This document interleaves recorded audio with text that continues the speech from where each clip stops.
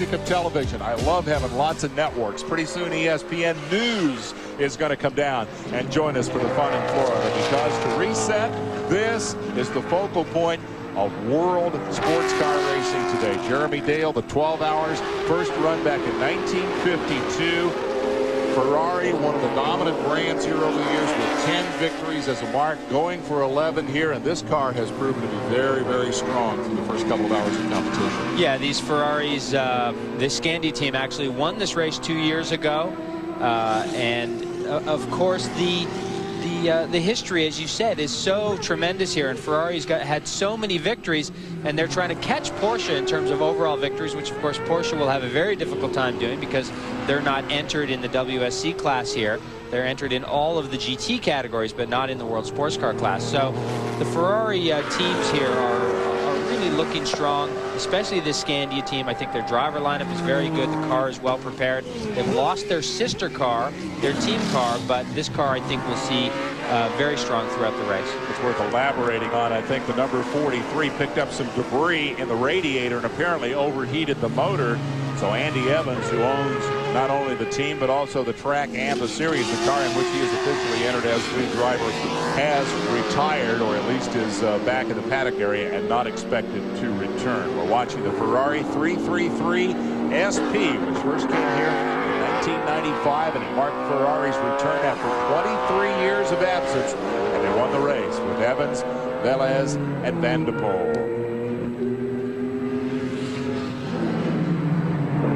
They have the Le Mans bodywork on the car, which is the low drag bodywork, similar, I would think, to what they ran at Daytona, where they run so fast on the high banks. They want minimum drag for maximum speed. You've seen the interval now back to the second place car, which has led much of the way today. James Weaver started the car, built up a substantial lead, and is now handed over to Andy Wallace. And I would think that they know where the competition is. They know who they have to beat here. The question is how they go about that. It's ESPN Speed World coverage of the Exxon Superflo. 12 hours of Sebring. We are live at the historic old airport circuit in what they call the Highlands of Central Florida. And we will be here for the duration on the air on ESPN2 now until 3:30 Eastern time with our continuing coverage. We'll be back at 5:30 for an hour as we take them down toward darkness, and back at 10:30 to wrap it all up. Yeah, these two lead cars, the 3 car and the 16 car, running very similar lap times, within a second of one another, and of course that goes back and forth with the traffic. So very well matched at this stage of the game, and I think that they each have not quite a lap on the 30 car, but they're well ahead of the 30 car. So right now they can settle down a little bit, really settle into the pace. The lead drivers will kind of set the tone for the teams, and now they're kind of settling in just a little bit. So it has boiled down to about what we expected here. The Riley and Scott Ford-powered cars up against the Ferraris. Meanwhile, there's action on pit road. For that, let's go to Rick DeBrule. The car number 4, Jim Pace, has brought his car in.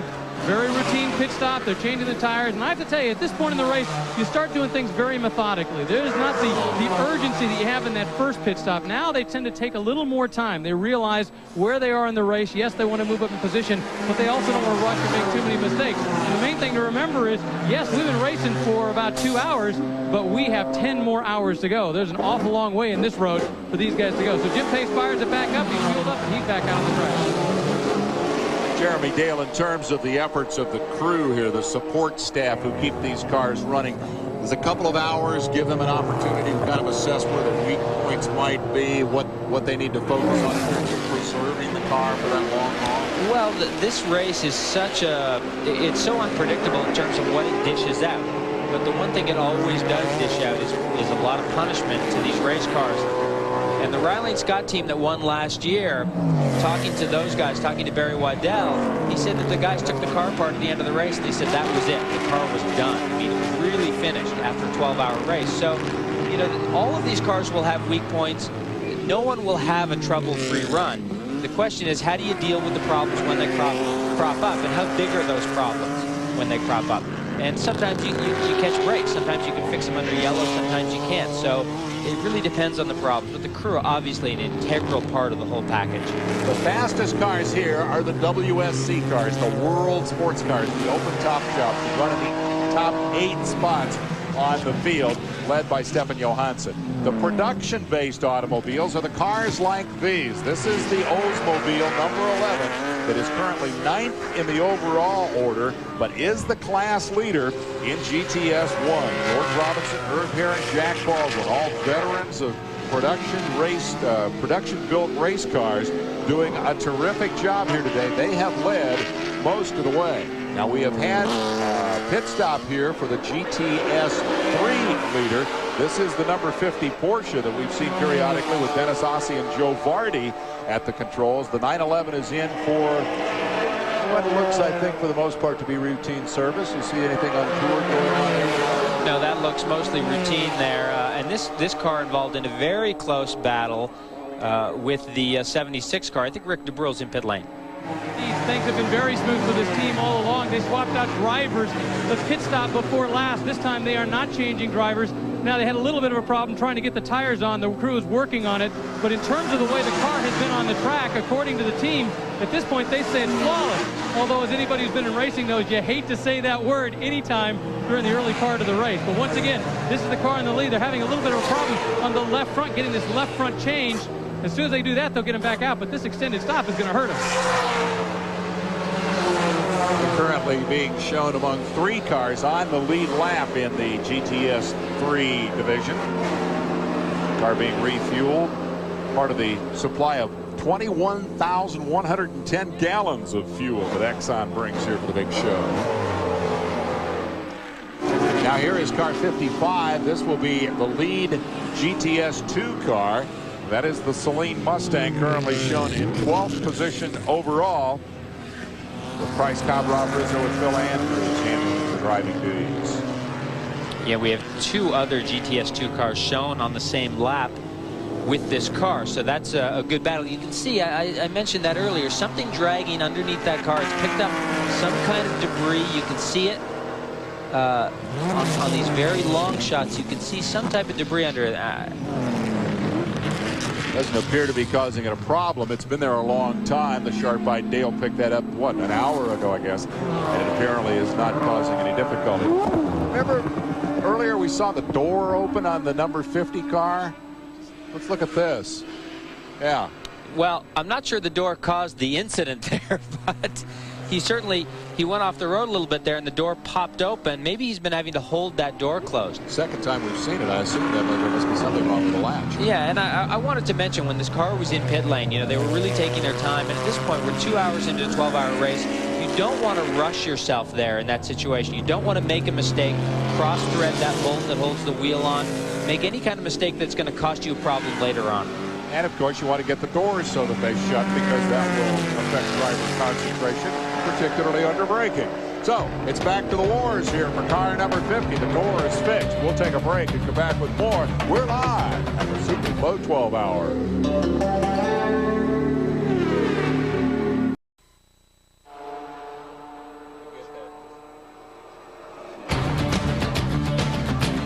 The Superflo 12 Hours of Sebring is brought to you by Exxon Superflo Motor Oil. Provides protection that's fast, protection that lasts. And by Virgin Interactive. Get the ultimate in driving games from official sports car GT sponsor, Virgin Interactive. Pretty day here at Sebring. Great day for a motor race, and a great race we have as we continue to watch Stefan Johansson at work in the Ferrari number 3, the lead car. Dominant car thus far after setting the new track record to take the pole with Yannick Dalmas at the controls. Early incident, if you missed us over on Classic, this car was hit on the first lap. Now the 43 car has pitted. This is the team car, the Team Scandia entry, and it's just spun. Marty is there. Well, this will be the second time today that Charlie Morgan's had a spin. He had one in the warm-up session this morning on cold tires and did some damage to the nose and to the rear. Now his son, Rob Morgan, is climbing in, and and they will take over. Now, they've also had an overheating problem in this car. They got a lot of junk up into the radiator, and it's almost cooked the motor. They had to take it back, do some doctoring to it. It is running. It's not quite up to the same stuff that the 3 car is, but these guys should be back out here momentarily. They're buckling Rob back in. Well, we know it'll go fast enough to spin because Charlie looped it big time there just during the commercial break. It was a scary moment, but he didn't touch anything. Brought the car in and said to his son, Rob, why don't you drive for a while? So now Rob will be molded in. We'll be heading back out there. We're going to update our GTS 3 story because I believe we've had a leader change in that division because of the pit stop. A lot of Porsche 911s in the field, and as Morgan heads back out for battle, that's the next story we'll be updating. Car number 39, the Carolina Turkey entry, is currently the leader. GTS 3, Jim Matthews, David Murray, and guess who? Hurley Haywood, starting his 25th 12 hours at Sebring, and that is a record that is off the charts. Nobody else is even close to that. Yeah, there are a number of good teams participating in the GTS 3 category today, and this is one of them. You know, when you've got a guy like Hurley on your team, the experience he brings to the program is tremendous. He's been here so many times. He knows the race so well. And, of course, these 911s are very quick cars, very reliable cars. And as we mentioned earlier, we'll probably see the 911s and the M3 BMW swapping the lead back and forth all day today. And it looks like that's Hurley on board right now. That, of course, is the car in which Hurley had so much of his success in his long career. He's driven a lot of different kinds of cars in the course of his endurance career, but you really associate him with Porsche, the Peter Craig days. He's teammates with the late Peter Craig. Makes his 25th start here. It's worth remembering that that car comes out of the same stable as the Bill Adam and Hans Stuck machine that was leading early in the GTS 1 division. And this car finished second at Daytona, came from 49th starting spot to finish in second spot. One of the problems here is traffic. It can get a little exciting. Yeah, there's a replay of a 911 there taking out. Is that the number? I believe it's 56, taking out that signage there. Exxon will not be happy about that. They charge you if you break the sponsor signs. Martin Snow, Peter Kitchak, and Philip Collins, the drivers there. That is a relatively minor incident in comparison to some that we have seen. Second in this class now after the most recent round of pit stops, Court Wagner, Kelly Collins, and Gary Blackman, the Team ARE 911, number 76, which was third in class at Daytona and currently second in class to Hurley Haywood and company here today. We're on the same lap. They're 5 laps down to the overall leaders. And again, another one of these well-prepared Porsches. This car had a very good run at Daytona. A good driver lineup. You can see being passed by the 43 car WSC car, Ferrari. And these guys gave us a lot of great footage from Daytona. We were on board with them quite a bit. And the car was very well driven, very well prepared. Hard to imagine a race car that is more fully developed than the 911. I mean, it's been around so many years. Is the class champion in turbo trim and GTS 1, and normally aspirated trim in GTS 3 with Stuck Adam and Andy Copeland and Larry Schumacher earning those respective championships last year. Just a great car. And there have been so many iterations of this car through the years. I mean, the silhouette of the car is virtually unchanged in 30 years, but under the skin, it's very, very different. It's really evolved over the years.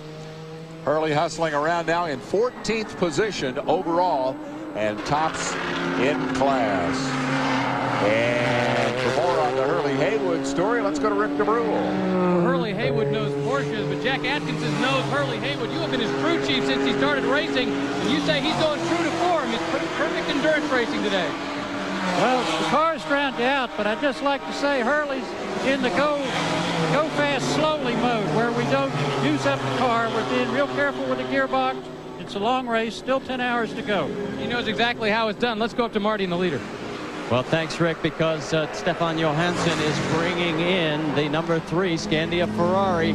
hits the mark, the guys will go to work. It'll be the standard 4 tires and the fuel and everything else. And, you know, Stefan's been here once before. I think it was 1984. Check my record books if I'm incorrect, guys. But the one time he was here, he won this event. They're in the lead right now, although they'll probably give it over to the 16 car.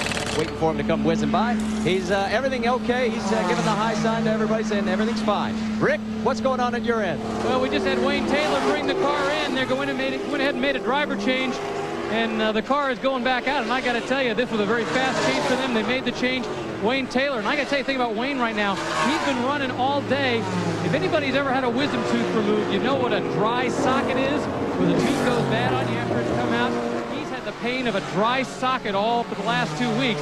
That's what he's racing under right now. Once he gets the helmet off and calms down, we'll get a word with him, see how the day's gone. Wayne Taylor has worked his way back onto the lead lap. The driver of that car is now Eric Van de Poel, and we'll have more about his story when we come back to Sebring.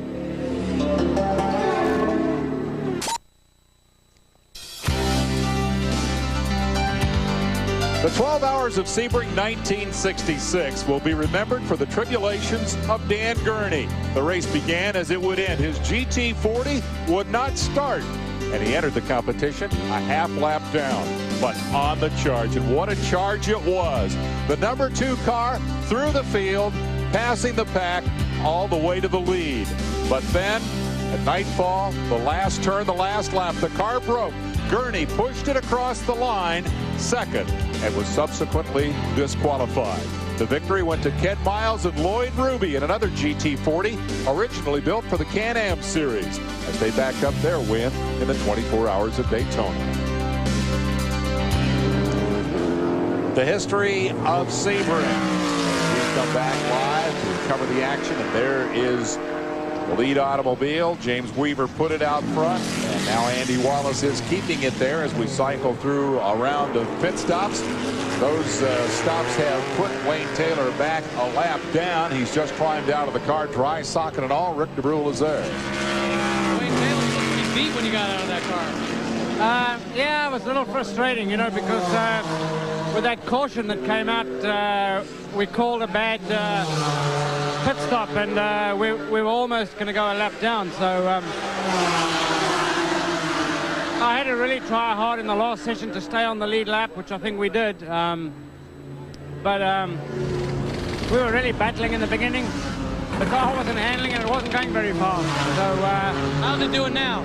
Well, in the last stint, we were running the same times as the leaders, and we had a really good set of tires on, so I think we can match the leaders. How's the tooth? I guess we could look for ourselves. Wayne Taylor seems to be surviving the tooth. Let's send it up to Marty. Well, they're having trouble with John Paul Jr.'s straps. They're trying to get him in. He is ready to go. Fuel is in, and he is just finally getting out underway. The 5th place car overall, the number 20 Dyson Ford. They're a lap down in 5th, the Daytona winning car, as they head back out, and we go back to your lead automobile. Let's see, this is Velez now. Who's in? This is Johansson is still in this car. Sure. And, you know, not a big deal being a lap down. You know, all these guys are within a lap or two. And at this point, as I said earlier, everyone's going to run into problems. You know, this 3 car has already had a small problem. They had a tire cut down on the opening lap. And I doubt this car will go another 10 hours without some kind of problem. Among the leaders, we haven't seen a significant problem yet. We haven't seen the kind of stop that will put you in the pits for 4 and 5 laps. But as you point out, that's very common in this kind of competition. If you're new to this kind of racing, endurance racing is very much different from, say, NASCAR stock cars, where 3 or 4 guys will swap the lead in the course of a lap. Here, a 1-lap interval is close. We have a report that the number 11 car has a bit of a problem. Well, I think that report is confirmed by the pictures. All right, well, now we hear that both cars in this team have a problem. Rick DeBrule, what's up down there? We don't know exactly what happened yet, but I can tell you that the number 75 car came in first. A lot of smoke coming out. You can see the damage to the bodywork on the back end. moments after the 75 car came in, the number 11 car came in right behind it. Like a newsway, these guys really only have one pit crew. They went to work on the first car. The number 11 car had to go back out onto the track. He needs to come back in and get some serious servicing. But in the meantime, the crew has to work as fast as they can on this one so they can get on to the next one. We don't know exactly what happened yet. Needless to say, the crew is just a little busy to explain. We'll get the information soon and get back to you. Well, I find it interesting that the right rear of the 75 car and the left front of the 11 car are both damaged. I hope they didn't hit each other. That's all I can say. I was going to say, the implication that you're making there would not be good in terms of what the team manager might have to say to the driver. Well, it's pretty clear that there was some damage to the 11 car. I don't think it just lost its bodywork. You can see the left front is solidly damaged there. So I think that's why the bonnet is gone. And so, you know, this car did hit something. For those of us born south of the Canadian border, the bonnet is also called the hood. Robinson, Hare, and Baldwin don't have one. Whether or not they might have collided with their teammate remains to be determined, and the race goes on. We were just talking about the kind of problems that can crop up during the course of 12 hours of running here. Well, that team with only one crew and 2 bent race cars are definitely busy. And it looks like we may be full course yellow here. These cars have slowed down. Yeah, these cars are all going slow, so I believe we're full course yellow here. Probably to retrieve that bodywork back on the back straightaway. We've already done this once to retrieve some debris. Yeah, there's the yellow flag in the safety car. So we will go back under yellow. It'll be the second full course yellow of the day. The first was for a lot of mud over at the apex of the hairpin after an off-course excursion.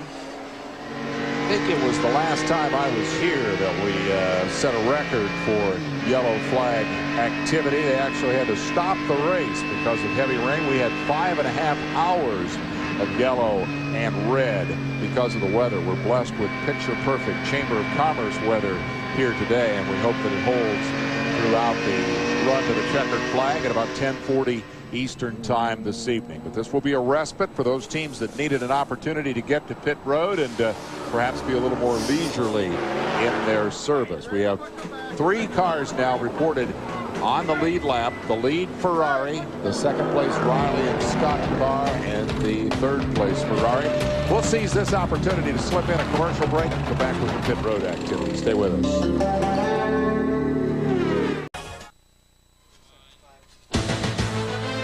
Legends of Hockey Part 4. It's coming up tonight, 12:30 p.m. Eastern Time, 4:30 over on the other coast. And you get all the hockey scoop with Part 5, the expansion of the NHL as new franchises were awarded to cities across the continent, and some of the greatest players of the game. Brad Park, Guy Lafleur, and others talking more their stories, their memories of the glorious era, the legends of hockey. I don't pay attention to hockey, but I heard Gordie Howe came out of retirement. That is remarkable. You don't have to be a hockey fan to appreciate that. Let's go to pit road and figure out what's going on with these Oldsmobiles. DeBrule, what's up? Well, I got to tell you, there's going to be one serious team meeting after this race. Apparently, indeed, what we speculated might have happened. Joe Pezza was in front. The Irv Hare was in the team car, that Hot Wheels car in the back. Pezza apparently got on the brakes a little faster than Irv was expecting, and guess what? Kaboom, they went into each other, and as we said, they still have the Pezza car on pit road doing all the bodywork changes. They brought out new bodywork. They haven't even had a chance to bring the other car, the car that Irv Hare is driving, onto pit road. Like I say, I don't want to be a part of that team meeting later on.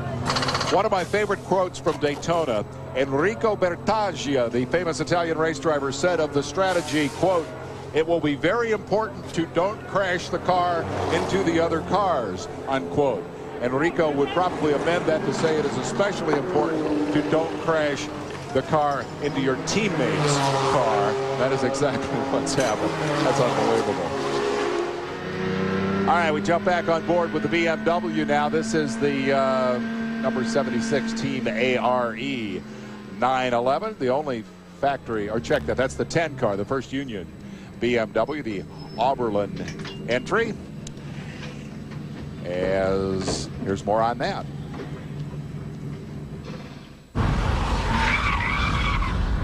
BMW has set up an obstacle course at Sebring and invited members of the media to compete against their drivers. Well, I drew long straw in our group and faced off against Daytona 24-hour winner Derek Hill.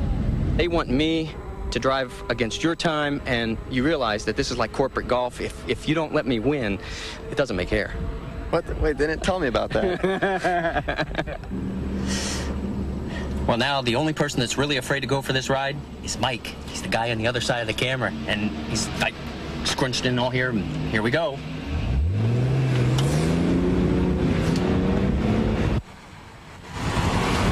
How you doing, Mike? Good. Hey, way to go, Mike. We got a sharp run here. This is even worse, Mike. Here we go.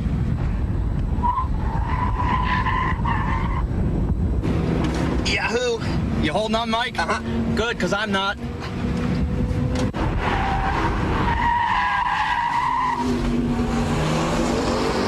I ran a respectable 22.4 seconds, but now it was time for the shoe. That's it.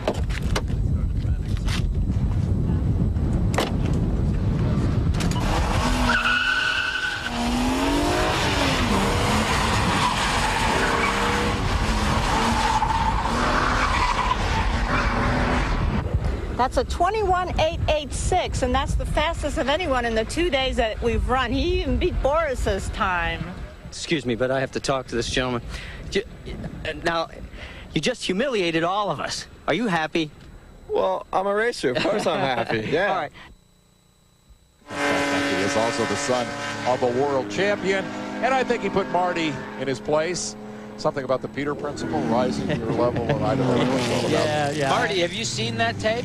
Yeah, You were knocking cones all over the place there. Hey, you know, they knew who to pick. Hey, Tom Hessert's gearing back up here. Last time we saw Tom, you were holding up the windscreen at Daytona on the onboard. This run was a little bit better. How did the ride go here in the 10 car? Well, I'll tell you, it was like a Saturday afternoon drive, cutting in and out of cars, going 65 miles an hour, but it was great. Car handled perfect. First Union BMW, thank you very much. It was great. Hey, I am going to get my revenge, guys, on Derek Hill. I found out he was in the Endurance Championship race yesterday, and his co-driver calls in and says, I'm coming in 2 laps, and he had to run to the ladies' room to get 2 of the crew members, and he had to walk right in. So we're going to ask him about it sometime when he comes out. He's still resting. They're holding him back for points. He has not made his first appearance. Bill Oberlin's in the 10 car now. To say the least, the ladies got a great pit stop. Those guys finished second in that race yesterday. Oberlin, with a little catching up to do, is currently on the same lap with the class leaders in GTS3, and the BMW being shown in 3rd place in the class behind the Team ARE entry. And the leader, number 39, which is the Porsche 911 of Matthews, Murray, and Hurley Haywood. We'll take a break and be right back.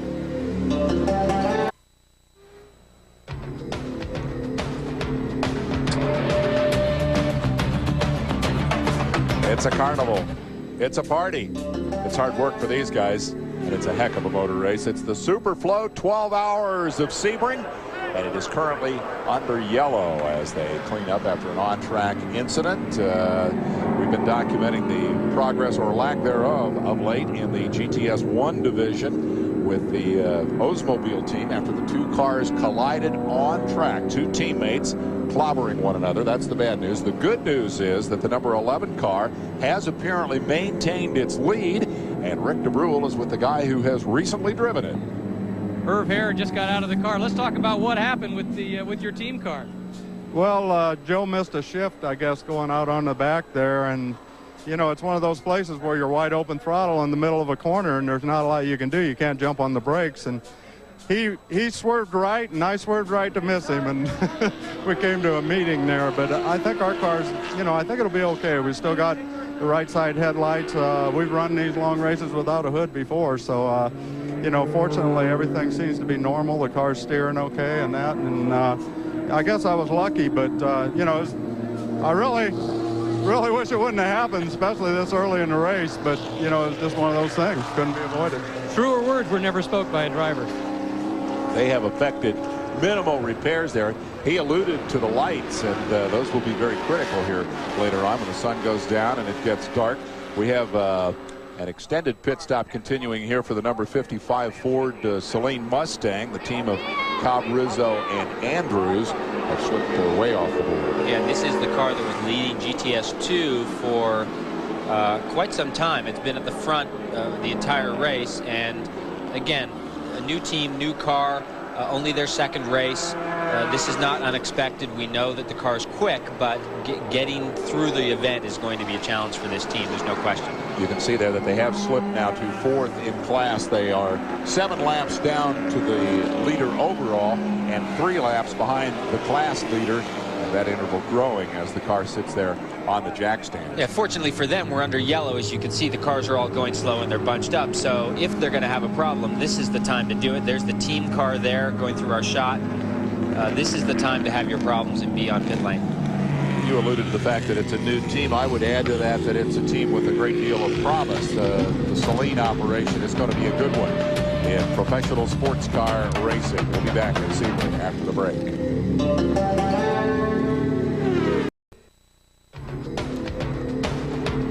We're back at Sebring. The 12 hours drones on. The 12 hours has become a problem here for the former leader in the GTS2 division, the number 55 car that we saw just before the break up on the jack stands. And I think Rick DeBrule has hustled down there to tell us more. Well, you know, a lot of mechanics say the thing they hate more than anything else are electrical problems, and that's exactly what they've got. They've got an electrical problem. They're changing an ECU unit. They're doing what they can underneath. They're also wiring up a hose while they've got the chance. Meanwhile, Phil Andrews is sitting in the car thinking, oh, man, why did it have to be electrical? Something complex. They're changing it out. They're going to get him back out there, but in the meantime, he's just sitting there cooling his heels.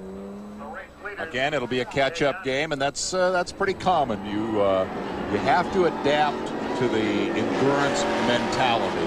Yeah, it's painful to watch the guy put you a lap down or a couple of laps down, but you got to remember that it's a 10-9, however long to go. Green is out. And the 3 car had just stopped before that yellow flag. So 3 car and the 1 car did not stop on that yellow. And so these cars are now all bunched together. The 1 car being a lap down, probably going to work pretty hard to try and get around the Ferrari to get that lap back. The 1 car, of course, being driven now by Eric Van de Poel. There he is, second in line, chased by the Daytona winning number 20, the Dyson entry. But Van de Poel is the guy who could very well have a rendezvous with history today. The last driver to win 3 in a row was Olivier Jean-de-Bion, 59, 60, and 61. Van de Poel has the opportunity to do that here today. Battle for second. 16, the Dyson car, right there. Currently handled by Andy Wallace, unless they didn't stop, so they didn't change. And also on that lead lap, along with the 3 car and the 16 car, is the 30 car, the Ferrari, the Momo Ferrari, who is running behind Andy Wallace there. You can see Johansson in the lead Ferrari kind of pulling out from this group a little bit. Andy, I'm sure, will be anxious to get by his team car and maybe even to try and get by Eric Van de Poel to get this car back in touch with the leader. You don't want to let him get too far away. 20 and 16 teammates, of course, as are the leader and the 4th place car, the 2 Ferraris. And you can see that opening shot there. You can see how wide these runways are, leading back down to the last turn here, 17. And Andy Wallace is not getting much help from John Paul Jr. here. Maybe Andy Wallace is just content to stay where he is. Riley and Scott Dyson entries running in tandem as the leader continues to pull away here. Yeah, so Andy, I feel like Andy Wallace might be just deciding to let this thing sort itself out and not too worried about letting these guys get away, because certainly he should be able to stay in touch with his team car there. The 30 car didn't have a big problem getting by him. You don't sense a problem with it's hard to say. I mean, I think he's not completely out of touch here. You know, the car obviously hasn't lost power or anything like that. He must have made a decision to let these guys go. I'm a little bit surprised by that, but you know, maybe that's part of their strategy. What we've seen up to this point is the 16 car has been running harder than the 20 car. That the 20 car has been the car that they've let kind of just stroke a little bit. That's Didier Taze in the number 30 Ferrari now, that was started by Jean-Pierre Moretti and then handled for a time by Antonio Herman. Now 3rd, both in line on the racetrack and also in the overall running order. Didier Taze of Brussels, Belgium, who's done 1 million miles in endurance racing and knows what it's all about.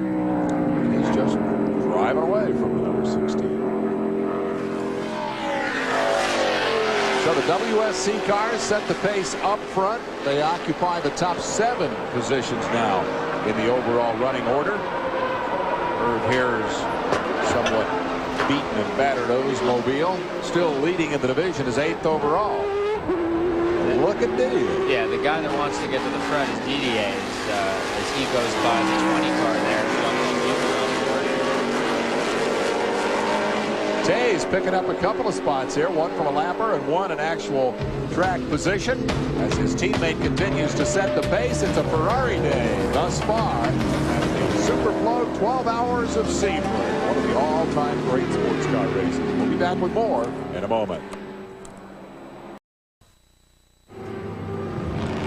Live from Sebring, where Stefan Johansson in one of the 2 Ferraris leads the race from Didier Tays, who has just absolutely stomped and stormed up into 2nd spot since they dropped the green flag after the most recent caution. Andy Wallace now sitting in the 3rd spot in the WSC competition. They own the top 7 spots, the World Sports Cars, as we come to Sebring for this classic 12-hour marathon. That car's been out front most of the afternoon. They're doing a terrific job here. Very, very consistent. I want to take this opportunity to welcome all the newcomers to the telecast, the folks joining us on ESPN News. If you don't have ESPN News yet, you might want to call your cable operator. It's a 24-hour news channel about the world of sports, and periodically they come and join us for the cool stuff, motor racing. We're glad to have you here. If you've just joined us, as you ESPN News folks just did, this is the pole-sitting car, but as one of the backmarkers has a little moment right alongside, it has not been an uneventful day for this automobile. Having set the track record, Yannick Dalmas on the very first lap was clobbered by James Weaver, and it flattened the left rear tire. Had to go to the pits, got back into the field, came back out, ran through the field, and right back to the top of the order. Now it is Stefan Johansson at the controls. And my colleague Jeremy Dale has been impressed with the consistency of these guys combined with the speed. They just really had this race in their pocket so far. It's a long way to go. Well, we know that these Ferraris are very quick race cars. We know that the Scandia team who won this race 2 years ago is a good race team. They know how to prepare race cars. And this is a very strong driving lineup. So this car should be leading this race. This is the place we would expect it to be. They ran into problems early, as you said, but this is where we expect this team to be. Key issue, of course, is sustaining the car through the 12-hour grind, and we have already seen problems for one of the team cars. The number 43 Ferrari picked up some debris in the radiator early, overheated it, perhaps hurt the motor. They worked on the car, sent it back out, and promptly spun. Now in our GTS2 division, the leader is the number 61 Porsche, and they've got a talent-packed lineup of controls of that thing, including Bob Wallach, who has had so much worldwide success. 24-hour competition in Daytona and Le Mans. And Bob Wallach, who started the car, has now climbed out and joins Rick DeBrule on pit road. If there's a man who knows endurance racing around here, it's Bob Wallach. Let's start off by talking about how's the car doing. Well, the car's working all right. We're not pushing too hard because it's a very long race and there's plenty of hours to go. We have 4 classes of cars out there. Cars going at different speeds. What is it like in traffic right now? Well, once you start driving a slower car, which is my case here compared to the prototypes or the sports cars, you actually realize how dangerous it is to be in a sports car. Now, you're used to the old days. You were driving the 962s and going fast. Sorry, I didn't get it. You're used to driving the 962s and going fast. Well, you know, it gets down here, it gets kind of noisy on pit road all of a sudden. You're used to driving the 962s and going fast. What's it like going in a slower car? Well, I'm sorry, I didn't get the question. I just understood 962. And there's one thing I gotta say, Bob Wallach does understand 962. Is it tough converting? You know what, we're gonna give up on this. There's too many cars going out there. He's getting a little older, his hearing isn't quite as good as it used to be. We'll catch up with it a little bit later. For those of you who have just joined us on ESPN News, the news is it's loud and there are language difficulties. Bob Wallach traditionally drives the fastest cars in the field. He's one of the slower cars in class terms now, but they're doing a very good job as they lead their division, and that is the GTS2 division. They're currently 9th in overall. I hope you ESPN News folks will come back and join us a little later. We're going to be here till 10:30. Meanwhile, for the rest of you, let's just keep right on trucking. We talked about the Porsches, how strong they are and how well developed this race car is, and how much competition experience they have with what is essentially a 30-year-old body style. The undercarriage, of course, has been changed many times during that time, but the combination of Franz Conrad, Bob Wallach, and Guido Ressler, you have a very impressive lineup, right? And this NSX, this Acura that sat on the pole at Daytona in only its first race, Dorsey Schrader had problems in qualifying here. Car's been very fast. You just saw the S2 car that we were following had quite a bit of trouble getting around this car, and it has been very quick. They've had motor problems with it. You can see they're having a bit of a line problem there. He's a little offline. But the car's been very quick, and they're really working developing that car. Not as developed, obviously, as these Porsches at this stage, but probably a threat in the future. They really came here with very high hopes and were blazing fast out here in some of the practice. Blew it up, plugged in a new engine, and blew that one up before qualifying, so they were way, way in the back. But they felt somewhat confident that they had a decent motor for the race, and obviously they were running very fast. And running right with them, that number 50, 911, is the team of Trejos, Ace, and Barde, and they are currently being shown fourth in class. They have led the class early. They are still on the lead lap with the class leaders. And coincidentally, the class leader would be this car. On board with number 76. And we've had some great shots from this car, on board this car, all day. We're getting the update on the scoring. He's just been passed by the BMW that you may be able to see up in front. They're the green car. That is the number 10, First Union BMW, and he has just passed the team of Wagner, Collins, and Blackman. And that gives you a revision of the running order there. And through the magic of television, we will be able to show you exactly how this happened, I believe. Is this Oberlin now at the wheel, or is he surrendered that one? It is still Oberlin at the wheel. Fast guy, 28 years old, West Coast driver. Very excited about this guy's potential. Yeah, with what is a very formidable team, a full-on factory team with good sponsorship, good support from both BMW and Yokohama, good management from Tom Milner, good driver lineups, and that's what it takes to win these races. And this team has all of those elements. So we watch Oberlin at work. Let's try one more time to get it accurately run down in terms of the running order. This is now the second place car. You're riding with the second place car. The leader in class is Jim Matthews, David Murray, and Hurley Haywood. Hurley, the veteran in that team, making his 25th start. It is another 911. They're all on the same lap, but Haywood is still in front of this car, which is now in second spot. And the number 76 Team ARE, Wagner, Collins, and Blackman entry in a position battle with the number 50 that we saw a moment ago, Trejos, Ace, and Barney. That would be third and fourth. Here is the class leader. We apologize, Hurley Haywood. Don't mean to take anything away from this guy, who has 2 victories in the overall here in Sebring through his career, and today is in the driver's seat to claim the GTS3 title. And we've got looks like a Corvette here, 72 car spun, leaving turn 3. That's the turn 4 area. Interesting. A Firebird, a couple of guys kind of going the long way around there. That's scary. Oncoming traffic.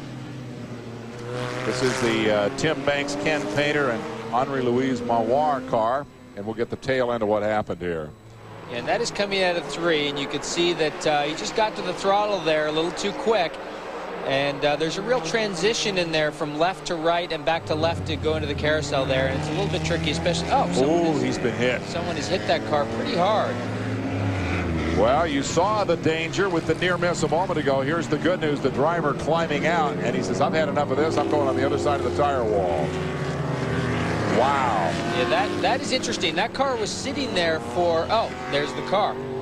The Acura hit it. We were in the process of the replay when that car was hit head on. So the key question is, how many replay machines do we have? And the answer from the truck will be forthcoming in a moment. I think we're going to have just enough replay machines to show you this guy getting whacked head on. Yeah, and this car had been there for quite a time, but you can see the Acura is tucked in behind another car there. And so he never saw that Corvette. Even though there would have been yellow flags waving there, he never saw it because he was tucked in behind that 911. Popped out to have a look, and there was a car there. Colin McManus, the cameraman, good work. Heads up on that one. Man, I'll tell you, he hit that thing a ton. You see the right front of that Acura? It was 4 feet in the air. So their tough luck story continues for the week. That is to say, the Acura. The good news is everybody is okay, but the number 72 Chevy Camaro has taken a pounding, and we're back under full course yellow at Sebring. We'll be back with more.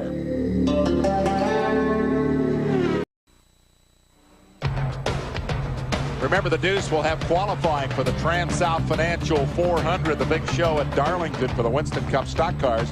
The qualifying show will be Friday afternoon at 3 o'clock Eastern Time. 12:30 Pacific. How do they do that?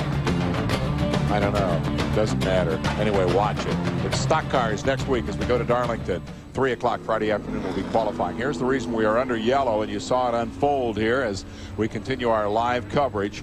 This car spun, was sitting facing nose to the traffic, and then the red Nissan NSX. And you will see he's behind that Porsche, and he kind of pops out to have a look, not understanding why the 911 is not tracking out of that corner, and hits that car pretty hard and almost puts the NSX on its roof.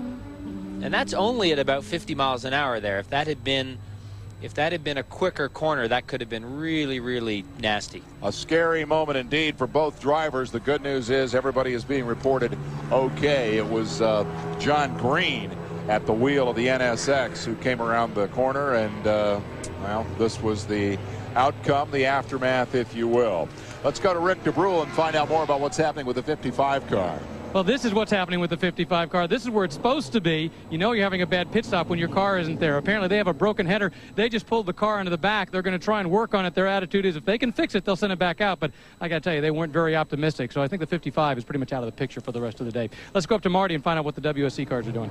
Well, we're also stationed right at the 74 with Hans Stuck, and they're putting in another new axle. So they're going to be in an extended stop. But we'll update you.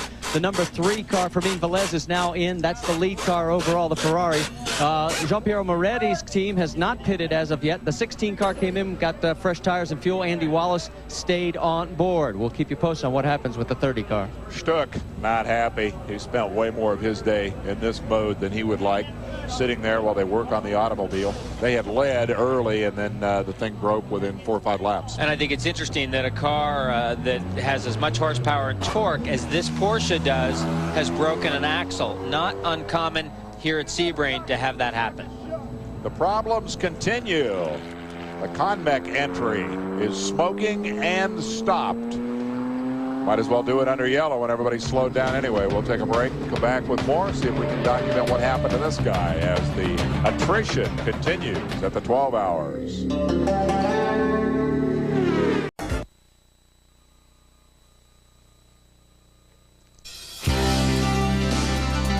The 1968 Sebring headline might have read Porsche über alles. It was the beginning of an era. The German Mark had 17 wins here, 7 more than Ferrari. This year, it was Joe Sippert and Hans Hermann in the number 49 907 model, dominating the race. Only the 2nd overall victory for Porsche. Hermann had won with Olivier Jean-Debian in 1960. But there would be 15 more Porsche victories to come in the 12 hours of Sebring.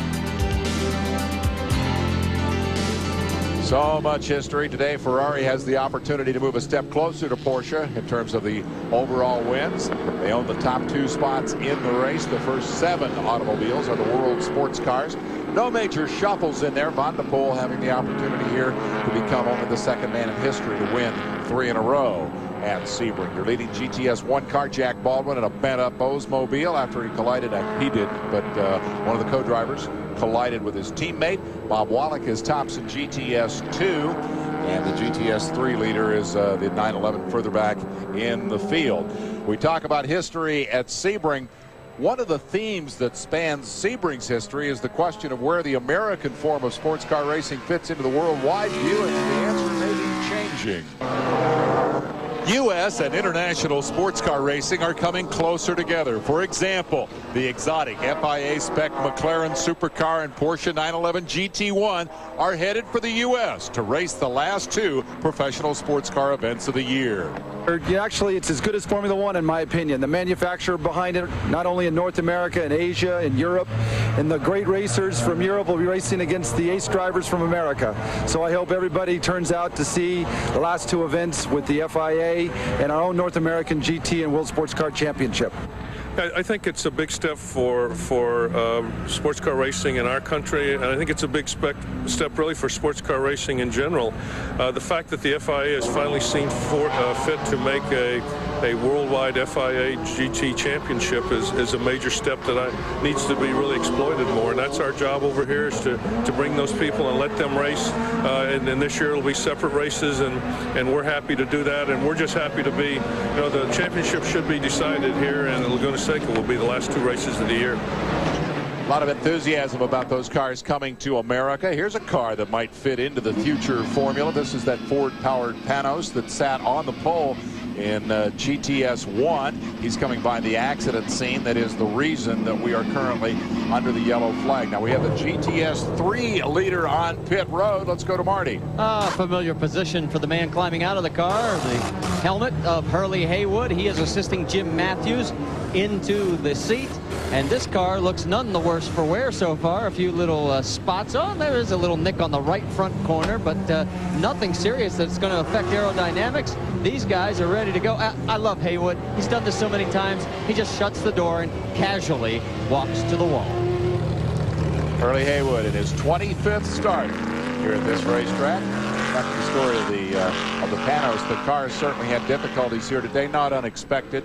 Doc Bundy characterized this at the top of the show as an extended test session for the automobile. But there's a lot of excitement about that car and about this whole concept of these exotic FIA machines coming to America. Yeah, and this car, as you mentioned, looking at that FIA feature we just rolled, this car is designed for that particular series. And with that in mind, they're going to take the car to Le Mans this year and try and run it at Le Mans and do well at Le Mans. This is really just a warm-up or a tune-up for them on their way to Le Mans and to race this car in Europe. And Andy Wallace and James Weaver will be racing these cars in the FIA Championship this year. Andy Evans has made it very clear that he has a vision of American sports car racing that is really a world view, and he is endeavoring to make that vision a reality. We'll take a break and come back with more.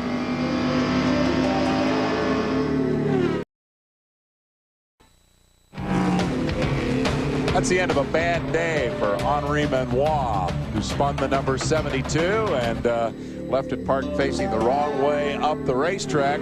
That wasn't the worst news. The worst news came when John Green arrived on the scene in the Acura. Yeah, John Green arrived on this scene. Now, keep in mind, this car had been sitting there for 30 or 40 seconds, and the yellow flags were out, but John was involved in a race with that 911 in front of him, didn't see the Corvette, and almost flipped that NSX there.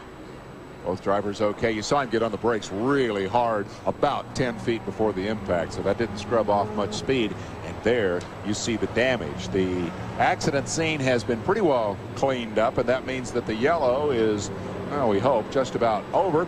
Meanwhile, the all-time leading veteran in terms of Sebring starts is standing by with Marty Reed. Look at this face. Would you believe 25 years of running at Sebring? I mean, you still have all your hair, and very little of it's gray. I'm jealous. It shows you that I'm having a good time running these races, and 12 hours of Sebring is no exception. You told me that the lead right now isn't very comfortable, that they're nipping at your heels. How close is it out there, and what's the racing been like? I don't know. I just got out of the car, so I really haven't checked with the crew, but, you know, I think we've got a 30. I think we had about a 30 or 40 second lead, but now with the yellows, they bunch back up again. But it's just you have to be careful, you have to persevere and stay out of trouble. That's the key to being successful in these long distance races. They just whispered in my ear that you actually dropped the third in class during the pit stop, so that's how close it really is. Yeah, they're right on our tail, so we got to be careful. This is going to be a great battle, guys. There is the car from which Hurley has stepped. And were we able to determine who got in? It was Jim Matthews, I think, wasn't it, who climbed in replacement of Hurley. We're going to take you back through the field here as we prepare for the restart. So pick your favorite, find your favorite driver. Johansson and Tays in the two Ferraris leading the way as we take you all the way back through the 65 cars that started here. Van der Poel sitting there hoping to make history, but not having a spectacular run thus far. There's Bill Auberman. They are up to second place in GTS 3 and 13th overall. And as you note over on the right-hand side of the screen, the laps down. That looks like huge interval, but remember, the key is where you are relative to your competition in class. Absolutely. I mean, if these guys are 9 or 10 laps down to the leaders, they don't care. They just want to be on the same lap as the other cars in their classes, and that's what's critical here. And that's why Hurley was a little unsure of where he was because the GTS 3 race, of course, has been so close, and all of the divisions have been close today. Some of the better known drivers in the field, for example, Craig T. Nelson having trouble. He's being shown 29 laps down back there in 50th spot. That is the world sports car that developed an oil leak and then broke a CV joint, and they've spent an awful lot of time in the pits. So again, the difficulty of keeping the car, you always want to be going forward. That's the key to endurance racing. You want to be out there making laps. You don't want to be sitting in the pits working on it. And during the course of 12 hours, you know you're going to have a certain amount of pit time that you have to do. And things like brake pads, there's so much routine maintenance, so many things that you wear out on the car. One of the keys is to be able to do that routine stuff quickly and without problems. Yeah, and if you're lucky in a situation like this under yellow, where you won't lose any time on the racetrack under green, which you can chew up 2 or 3 laps very, very quickly under green here. So if you have regular maintenance to do, like putting water or oil in the car, certainly if you can do a fuel stop, or even better, do a brake pad change under yellow, it's a big bonus. This, of course, has always been a favorite of the fans, not just the fans here in Sebring. This really started out as kind of a community event. It was a party for the locals. Alec Goulman saw an opportunity to do something for sports car racing, which was his first love, but it was really a local event. Now it has not only taken on this worldwide scope, but it has kept that local flavor. I mean, the people in this community look forward to this race. They turn out, they support it. The fate of sport car racing, if you will, has kind of gone up and down, but through the highs and lows, the fans have always turned out for Sebring. Yeah, Sebring has always been big, and I think it always will be big. As you said, it's a very unique group of people here that come to this race. They're very devoted racing fans. They love this race. They love everything about it. They eat well. They eat well, and they have a good time. I don't know if What is that? I don't know. I don't know if I'd eat that thing.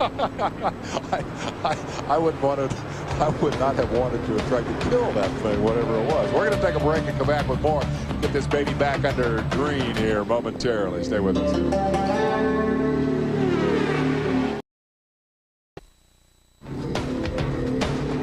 Superflo 12 hours of Sebring, the 45th running thereof. Only once since 1952 have they not run the race. That was during that alleged energy crisis in 1974. And as we reported earlier on ESPN, the Classic, the year they didn't run the race, 2,000 of those fans we were talking about before the break showed up just to have a party and pretend there was a race.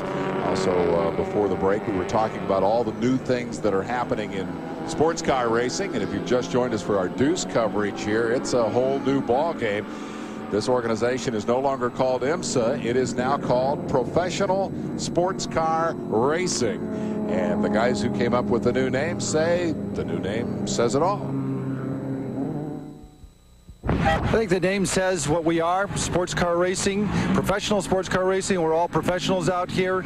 Sports cars is our history, goes back to the 1923 Le Mans. So we think professional sports car racing says it all. In the past, being in IMSA for 7-8 years, one of the hardest things was to do was when anybody asks you, what series do you race in, and you say IMSA, nobody knows what the hell it means. So I think with sports cars, people can at least identify with it. I'm not sure it's the best name, but I certainly think it's a big improvement, and it says exactly what we're doing. the amount of research we did to reach the logo and the mark that we have, and the name and how we position it that we did, it far exceeds anything I've done in racing so far.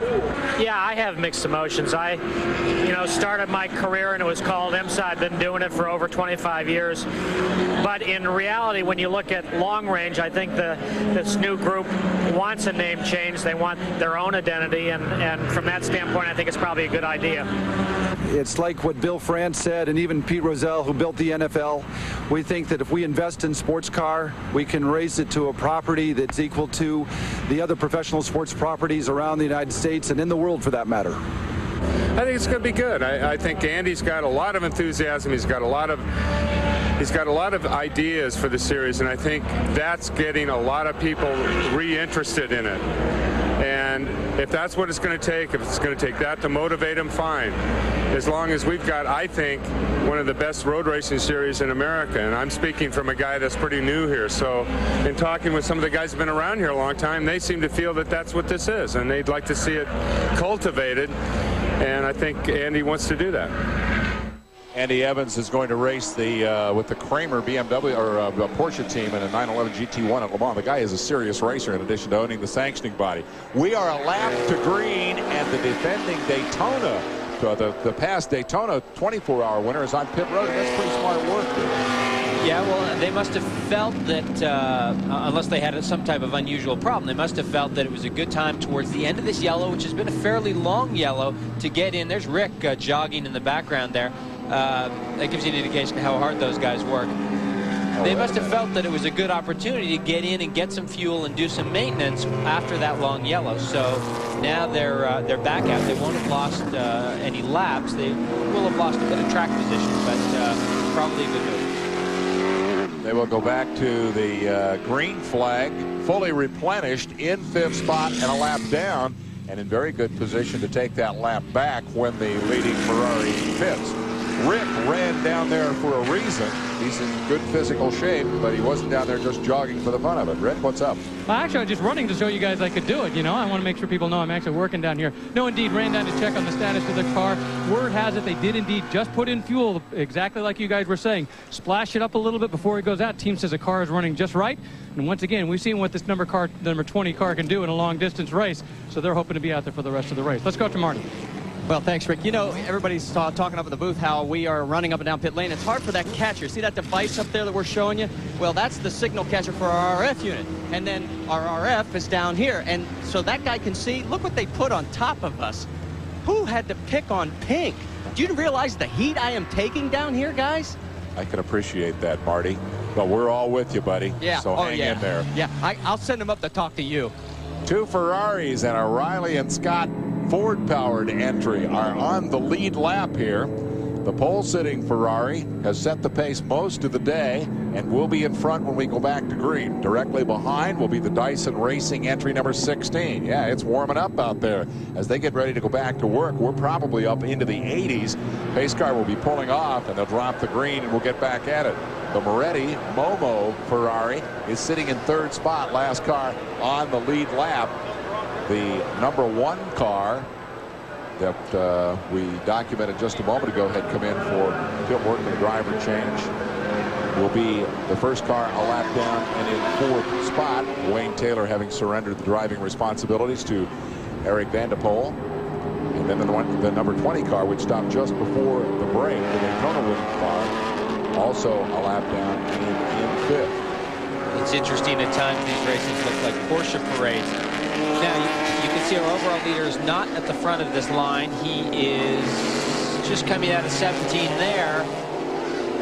This is the new system for sports car racing, where we are not reshuffling under yellow as much, and that is a pass for the lead. We just saw a pass for the lead there. 16 going under the 3 car, going into turn 1. That was a pass for the lead. That's about 10 cars back on your screen. Here they come into the right-hander. The number 16 Dyson car has taken the lead behind that gaggle of Porsches, which are some number of laps down, as he just got the drop on the Ferrari. Heads up racing. And there's James Weaver back in that car, and we talked early on. We'll go back and look at this pass. We talked about how aggressive James Weaver is, and certainly he jumped on it there. Coming down the main straightaway into turn 1, outbraking Fermin Velez at very high speed, I might add.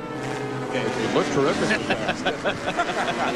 Weaver has been a fast guy and an aggressive guy all day long. Remember, it was his collision for which he took full responsibility with Damas that injured the pole-sitting car early on and sent them to the pit. So Weaver was able to lead a good number of laps. Now he's going to have to deal with all this traffic in front of him. He's doing it very well. And I know Fermin Velez, who is now behind him and behind this BMW that we're on board with, I know Fermin is not one to sit back and just wait around. That green BMW, by the way, is your GTS1 class, check the GTS2 class leader. The BMW from the First Union Banking stable, doing a good job here.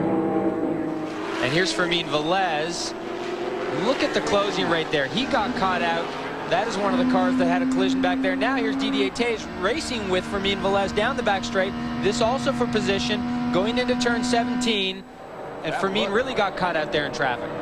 Looked like a potential problem there because he got awfully crowded and it wasn't clear that both of those Ferraris were going to have a place to go there. But they've all come through it okay. All of the class leaders are running in a big gaggle there, including Weaver, number 16, the overall leader in the race. Through the back, you've got that number 39 Porsche, which had been leading in the GTS3 division, but has now slipped back away. And it looks like Didier really wants to get to the front here, and I think James Weaver's going to have his hands full with this.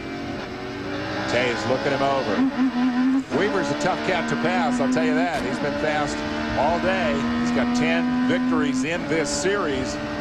Definitely knows how to manhandle one of these world sports cars. He got the drop on Didier, but let's see if he can make it stick. And this number 30 car has not led, it has led the race today, but only out of sequence and only under yellow. It's not really led the race proper. And I think Didier probably wants to get it to the front and show these guys that they are a threat, that they will be a factor in this race. And he's on his way there, I do believe. Again, the temptation to retaliate. You just got whipped on a restart. Adrenaline tells you want to get back up there and make the pass, but is that necessarily the smart thing to do? Well, I think that, keep in mind, Didier restarted this. He was a ways back. Fermin, who was at the front, is now third. Weaver passed him, then Didier passed Fermin, and now these two are up front. And I think that going onto the back straightaway here, we'll probably see this Ferrari draw up on the Riley and Scott car. He's got a good run, and we know he's got the horsepower, so I think he'll be able to go past him. That's why we call you the expert. Look at that. But is he going to complete the pass? The inside line belongs to Weaver. The turn-in comes first for the Ferrari, and he got him on the outside, went the long way around. He said, I got a Ferrari. Nice piece of driving there by Taze. And this is the first time this car has really led this race, and I think it, you know, it's good for the team. You can talk about what's the right thing or the wrong thing to do. I think it's excellent for the team and the other drivers to know that this car can run out front, that it can lead the race. It's great for the morale of the team and the crew. It's a good thing to do. There's nothing wrong with it. Velez, such a speedster after getting whipped on that restart, has slipped back substantially. Let's find out more about what's going on with the 16 car as we go back to the rule. Just going to give you a status report on it. You know, early on in the race, in fact, the first lap, James Weaver was at the controls. I got a little excited, a little bumping action. As a result, the splitter is broken. And the only problem is that that's losing. They're losing downforce in the car. And you have to remember, when it comes to the 16 car and the Ferraris, the advantage for that number 16 car is supposed to be in the twisty section, where they're using that downforce. They don't think they have the same power as the Ferrari, which means they're losing a little bit of what was their advantage. You see that car?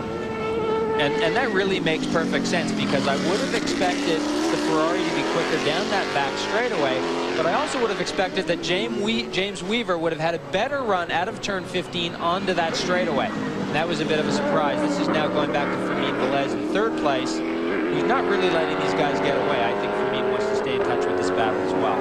Those are the three cars on the lead lap, the world sports cars racing for the overall victory here.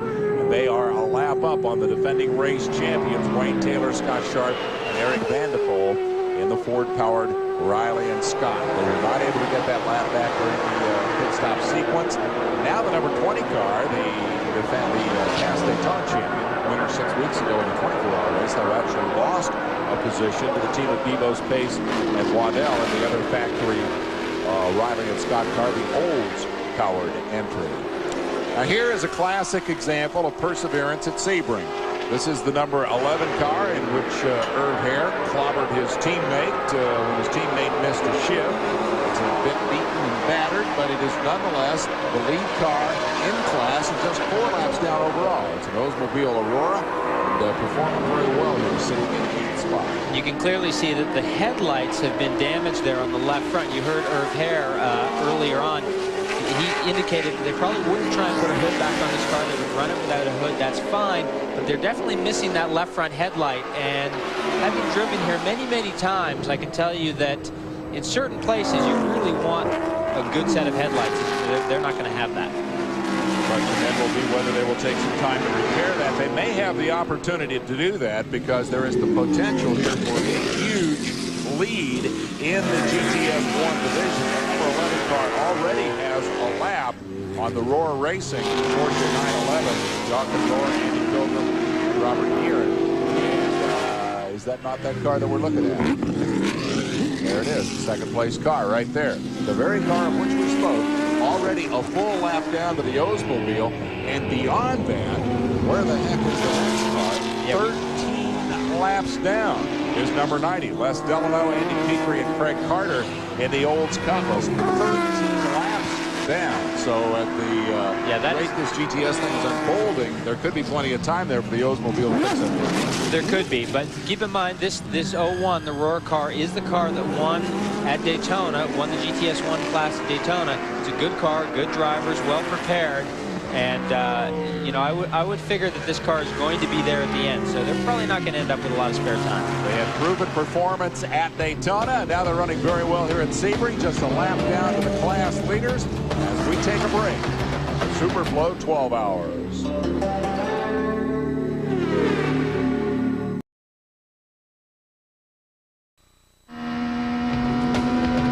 We're back. We're live. We're at Sebring. We're following the 12-hour action. The race will continue until approximately 10:40 tonight when they drop the checkered flag. The leader is Didier Taze, who has put the number 30 Momo Ferrari up front for the first time legitimately. But as Jeremy noted earlier, did hold the lead very briefly during a sequence of pit stops. In hot pursuit, number 16, James Weaver, back with the controls. Riley and Scott Ford powered entry. The team that won Daytona, not the car that won Daytona. This was the car from that team in which they had placed most of the eggs. That was the basket, but that car broke 8 hours in. This car persevered and won the 24-hour battle. So we've got a rematch here at Sebring, and thus far, it's been a good one. 7 WSC cars currently in the top 7 positions overall. These are the two best. Fermin Velez in the second Ferrari is not far behind them. Ford-powered cars, by the way, had 3 previous victories in the race here, and they came in a bunch when Ford was heavily involved with the prototype in this kind of competition. 66, 67, and 69 were the Ford victories. So it's been a long time since the guys in Dearborn have won this thing. Weaver carries their hopes at the moment. Defending race champion there, 1 lap down, Wayne Taylor and team currently running in 4th spot, a lap down. And it's interesting, if we stay on board here with Didier, you can really see how busy it is driving this car. We talked about how these cars are set up with low downforce. You still have to run them pretty stiff in terms of suspension, but you can see on the bumps here on the back straightaway, his hands are all over the place. And especially when he gets down here at the end of the straightaway in 17, the car will be moving around a lot. They've got to trim it out for top speed, so it doesn't have a lot of downforce. You can see also how quick he comes up on a lot of this traffic. Ooh. Yeah, guys stopping directly in front of him, for example.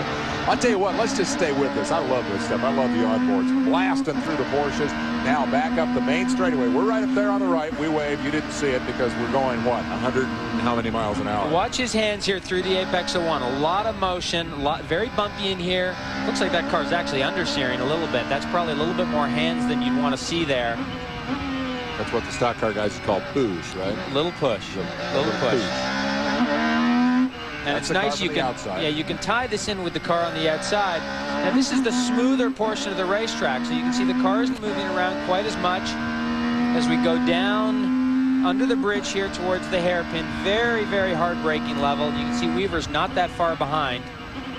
He'll go right down to second, maybe even first gear here. A lot of hands. That's full lock there. Now let's just listen to that V12.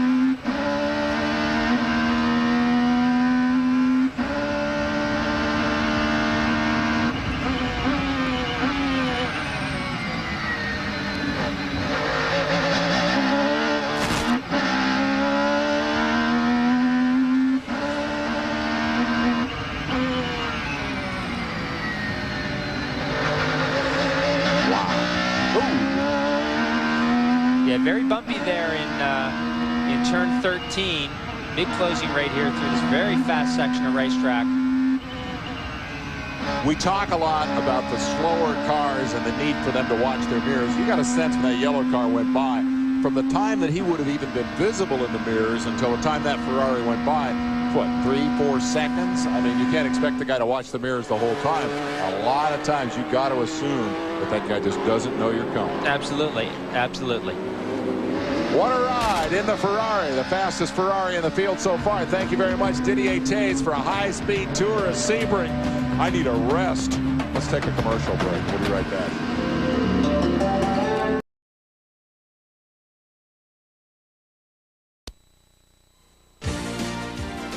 Will Mark Martin win another Busch Series race? You will find out Saturday at 4 o'clock Eastern Time on ESPN when we bring you the Diamond Hill Plywood 200 live from Darlington. The lady in black, it's all part of our big Winston Cup weekend, which concludes with the Trans-South Financial 400. Race starts at 12:30. I'll have a pre-race show, NASCAR today at noon. Be sure and watch that. My mom appreciates it. 12:30 p.m. is race start with Jenkins and the guys. 400 miles at Darlington. That'll guarantee you some fun and frolic. Meanwhile, here at Sebring for 12 long hours, the Ferraris up front have traded places, and it's Didier Taze, the veteran endurance racer who now makes his home in Scottsdale, Arizona, doing business out here. We had the opportunity before the commercial break to go a lap with Didier. By popular demand, we hop back on board for just a moment. This guy is really wrestling with that race car. And again, you see the traffic, you see the brake lights, threads the needle down in the legendary Sebring hairpin.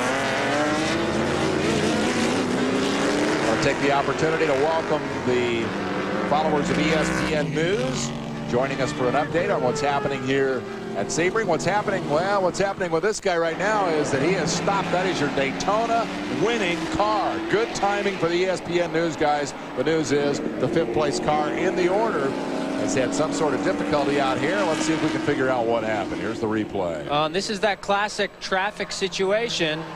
And you were talking about it earlier. You know, that car 6 probably didn't even know that John Paul was there.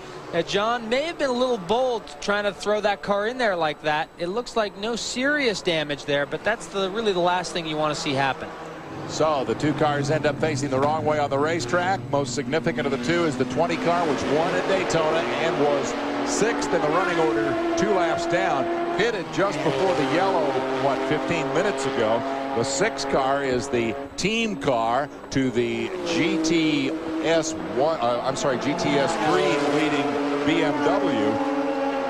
Marvin, Fergus, Hill, and Said, the drivers of the car. We can take another look at it as they burst out of Sunset Curve. And this is an interesting angle. You can see there's a bit of a gap there, and I think John Paul is just hoping that gap will stay there, and of course it doesn't. And that is a fairly harmless spin, but we've already seen James Weaver, who had problems early, having aerodynamic problems with the 16 car. The 6 car probably won't be as affected, but these World Sports cars, very tricky in terms of aerodynamics. Let's go to Rick DeBrew, who's in pit lane. Well, apparently they had a problem. They broke the left upright on the number 20 car. That's what brought it in. The question is, were they going to be able to repair it out there? A moment ago they were saying, let's go ahead and pull it into the back.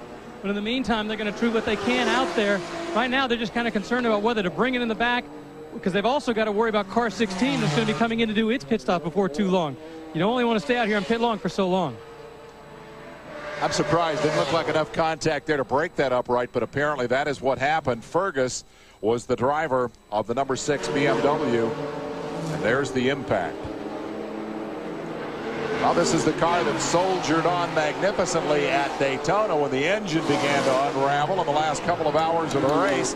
They dumped oil in it. They dumped water in it. It sputtered and misfired, wobbled along on 7 cylinders and won the race. Now, you can see the problem on the left front as they've broken the suspension upright in an on-course collision. This, then, is the battle for the lead. Didier Taze is under some pressure from the Englishman, James Weaver.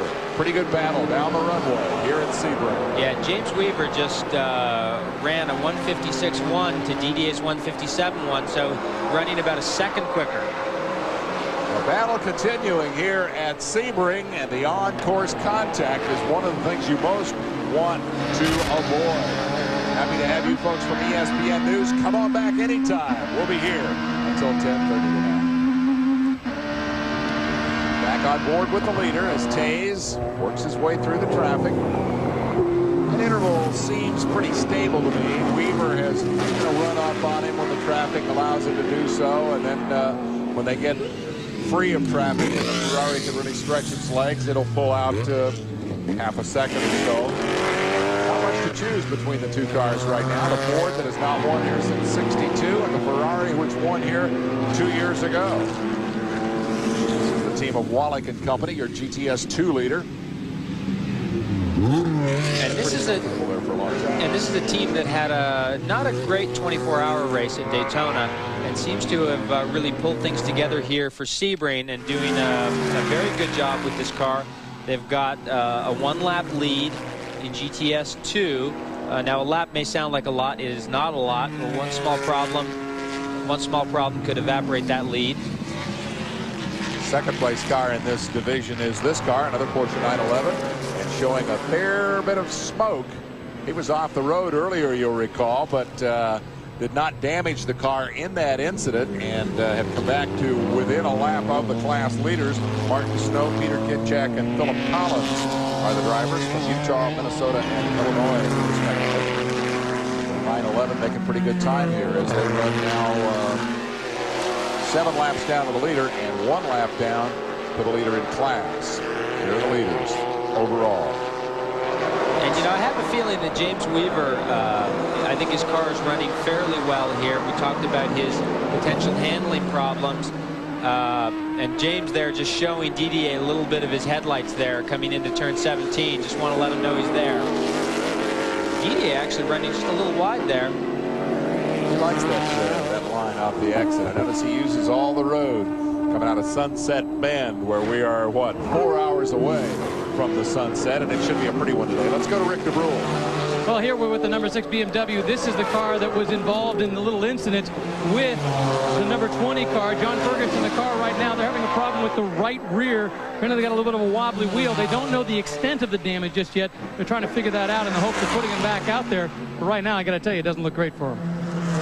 BMW team, of which we have spoken substantially here today. A lot of talk about these guys. They brought 3 cars. One of them is continuing to lead the division. This one, however, has trouble. Tom Milner's operation with a 3-car entry, and Fergus was already substantially back in the field. They were about 10th in class and many laps down when this incident occurred.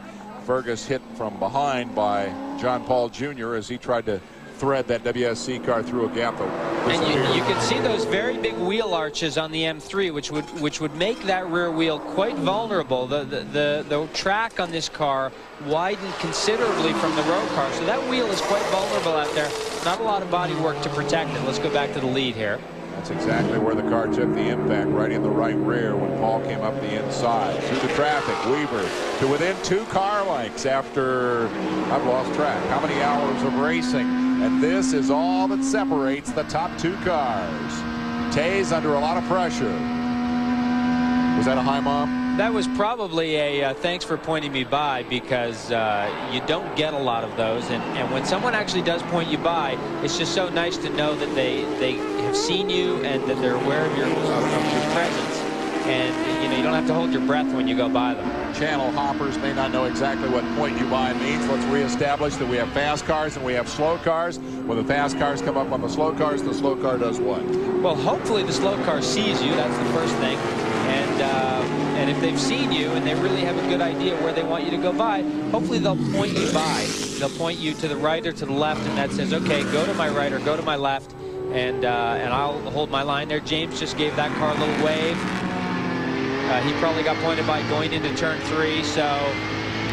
You sure that's what that was? Well, I noticed that the Ferrari got about a 3 city block lead during that exchange. I wonder if James might have been conveying something slightly different. Well, now look at the Ferrari going down into the hairpin, getting blocked by 2 cars side by side. So, you know, what goes around comes around. It's all part of the game of endurance racing. 4 classes of competition.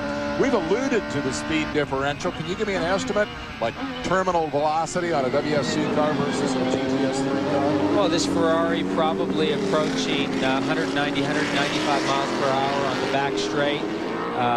And the slowest cars, the GTS3 cars, probably in the 150, 155 mile per hour range. So, you know, that 40 or 50 miles an hour, very significant speed differential for these cars. Takes my breath away when the fast cars come to a gaggle of the slower cars. This is your GTS3 leader right here. This is one of those 155 mile an hour BMW M3s, part of a 3-car team effort. This is the first union BMW to won at Daytona in the face of significant adversity. Now, in that race, you had the opposite. You had this poor little BMW M3, the 155 mile an hour car that clobbered a world sports car that couldn't have been going 60 miles an hour. Well, absolutely. I mean, you know, the situations that evolve when you have so many cars on the racetrack, so many different classes, so many different speeds, sometimes to me it's surprising that there aren't more incidents during these races. Milner, as we recall our coverage, a little smoke there. Maybe not anything abnormal. Milner was just outraged at that early contact at Daytona with this car, which I think they perceived as perhaps their favorite going into the race. And then they were able to come back and fix the car, come back through the traffic, had the lead late in the race, lost 3 gears out of the gearbox and the windshield collapsed, but nonetheless, they went on to win.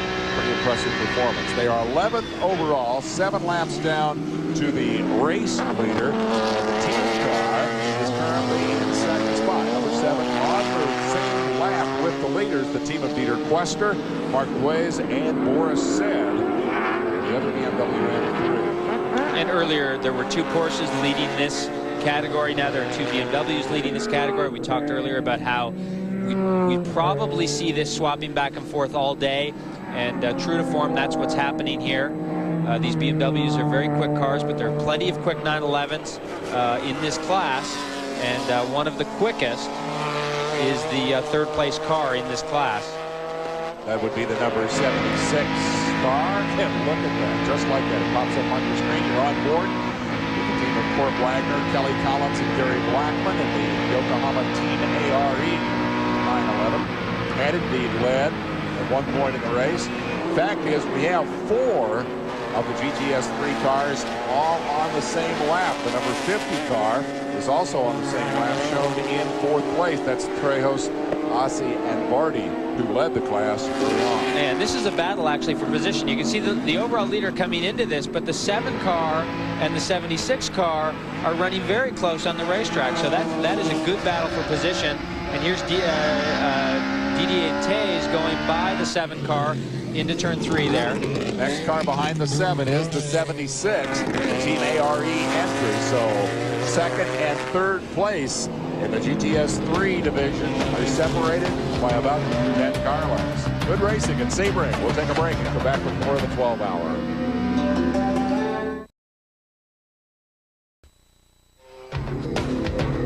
We're back. The carnival continues, and so does the race. We're approaching the 1/3 mark in the 12 hours of Sebring. Race started at 10:40, 2:40 Eastern Time.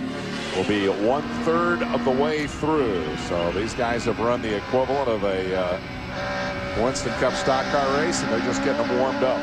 Didier Tays continuing to lead. He's stretched the advantage out to the length of that little short straightaway over Weaver, the 2nd place driver. Tays has been racing in the States for a long time. He started his career in 1977, winning a go-kart championship in Belgium.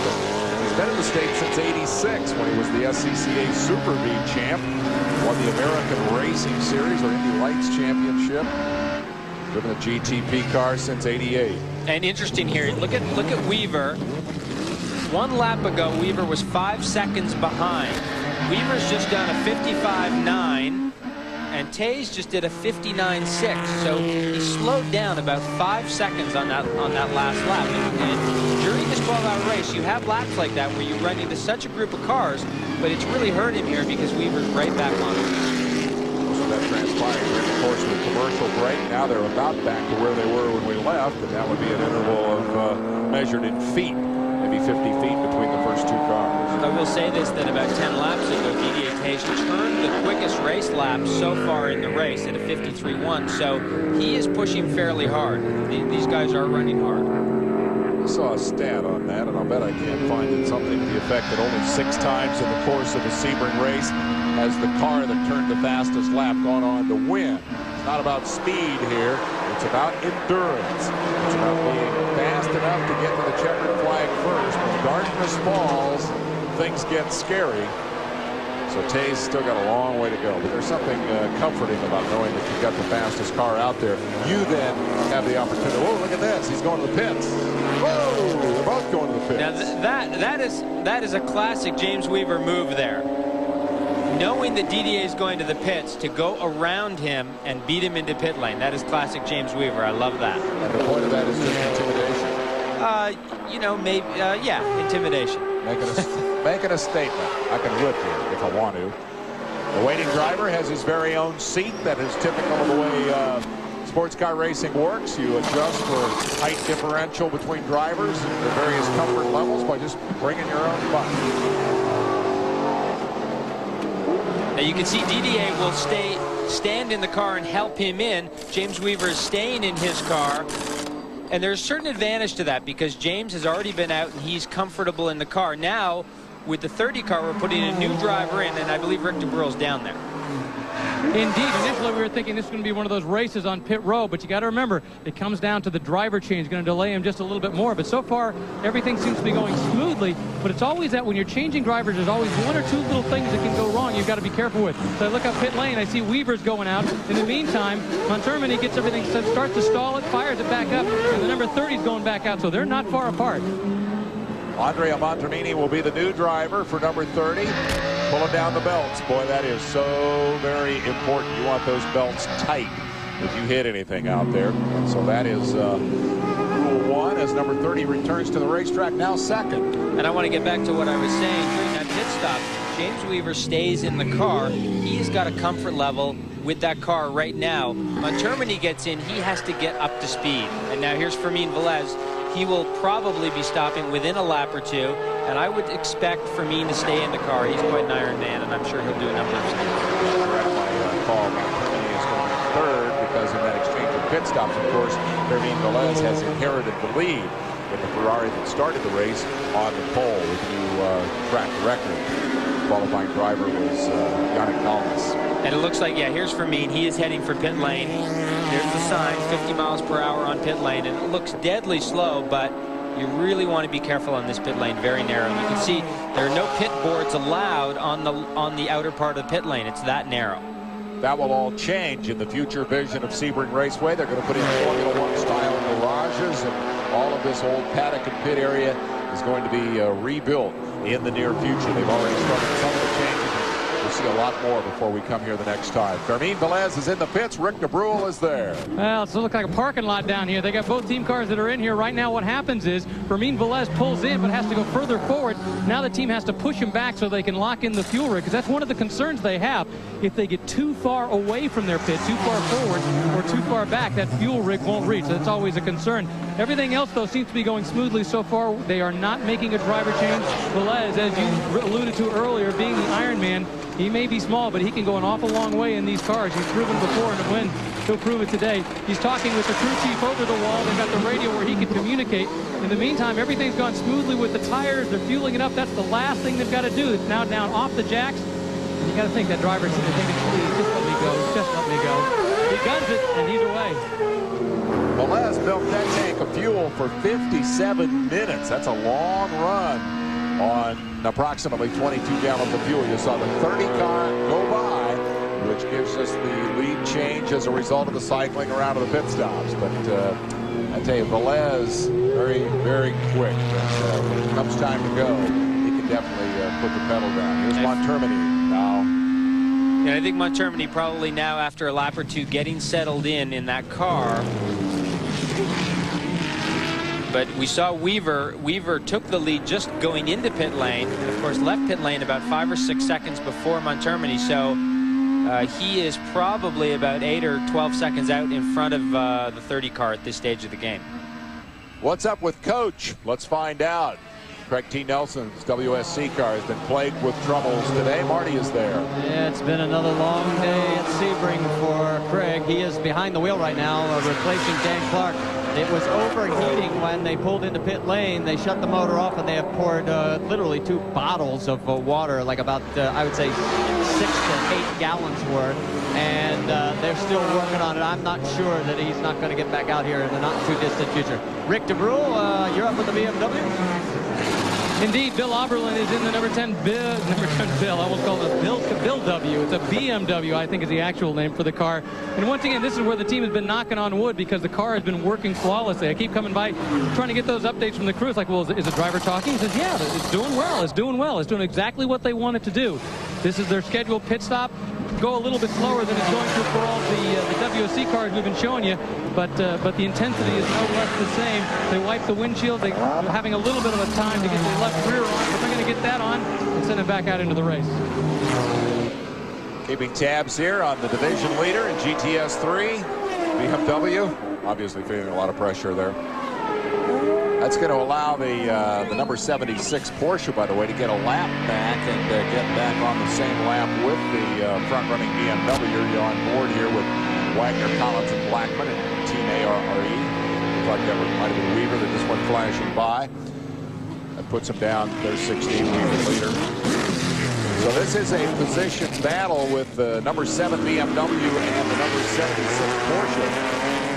They continue a race for second place in the division behind the leading BMW, the number 10. Now the Porsche has come up and split the BMWs. As you pointed out the last time we updated this class, I don't think the BMW should be very comfortable yet because the Porsches are not only strong in numbers with a total of 24 of them in the field, they also deliver terrific performance. And terrific reliability. We talked earlier about how these cars have evolved over the years. They've been racing for over 30 years, and they're well-proven race cars. There goes the number 30 flashing by. That is the second-place car, so you get a sense there from the time between those two onboard shots of the interval from first to second, Weaver to Montermini. And by the end of the straight, you will not see the 30 car. It's basically already out of sight. The 30 car right now running about 5 seconds behind the 16 car, so that pit stop did cost them a bit of time. Nice wide racetrack there, giving the opportunity to go 3 wide. That was a little close on the entrance to the corner. Let's go to Rick with Didier. I'm standing by with my Arizona neighbor, Didier Tays. We only see each other at races. How's the car running? The car's running very well. We have a very good race car. In the practice, the last few days, we concentrate to do a setup for the race. And it's showing qualify. We qualify only third. And after 2 hours of racing, we have the car on front, and the handling is very well. We're very comfortable, and well, we look for tonight now. Let's talk about how you can race compared to the number 16 car. Where do you have an advantage? Well, I have an advantage in the fast corner in 4th gear, right after the King. Our car get a better balance there, and we do that in 4th gear. I don't know which gear they use. And we're more comfortable there, and we pick up some revs for the straightaway right after that corner. A happy DD8 day. And you saw Montermini there putting a lap on the number 4 WSC car, the second of the Riley and Scott factory entries. We're going to take a break and come back with more of the Superflo 12 Hour.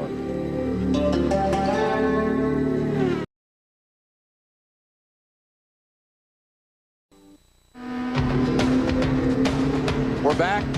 We ride with Andrea Montermini, let me get his name right at least, in the car that has just set a new race lap record here. Before Didier Tays climbed out, he cut a 153.161 lap. and that's the fastest race lap in Sebring history. And to correct my earlier statistic that I couldn't remember, fortunately, statistician Bill Ausler has come up with the actual number. 11 times in 44 previous runnings has the owner of the fastest lap gone on to win the race. So Tays hopes to be number 12. Tays and company, as Montermini now nurses a lead of a couple of corners. You've got just a glimpse of the number 16 car in pursuit. And these guys are running very similar lap times. Most of the margin between these two cars was created by the pit stop. A little bit slow for the Momo team, getting Montermini strapped in and underway with other cars in the pit lane. We have word that the GTS2 leader, Bob Wallach and company, have gone to pit road. Driver change, as you can see, and Marty is there. It's Bob Wallach climbing in, Franz Conrad, the car owner, climbing out, and Franz doing his job. Oh, the Pano slides by, just barely missing the open door. So it's back out on the racetrack. We'll update you on that. Very routine stop. The car's got a few dings on it here and there, but nothing that's going to hurt the aerodynamics. And this team very confident. They were all sitting on the wall saying, hey, I like this. This is fun. In fact, Bob Wallach asked me, what do you know about the World Cup skiing? And I said, what do I look like, Bob Barca? Wallach, of course, a ski racer himself, before devoting his full attention to motorsports and driving endurance cars. My all-time favorite Bob Wallach memory was that incredibly profane interview at Daytona when they put A.J. Foyt in the car to take the checkered flag after Wallach had just driven his heart out to put the thing in position to lead. And I won't quote the interview exactly, but essentially he said that I have worked very hard, and now A.J. Foyt is in the car for the publicity. He was not a happy camper. Wallach is in a somewhat slower Porsche today, but nonetheless, a car that has been in contention for the lead from the get-go and remain there as we speak. The battle for the GTS 3 lead, meanwhile, continues. You saw Bill Auberman in the number 10 BMW in the pits in that last cycle of pit stops, and that has produced a lead change. The Porsche 911 of Team ARE is back in front, and you're back in the driver's seat with Wagner, Collins, and Blackman.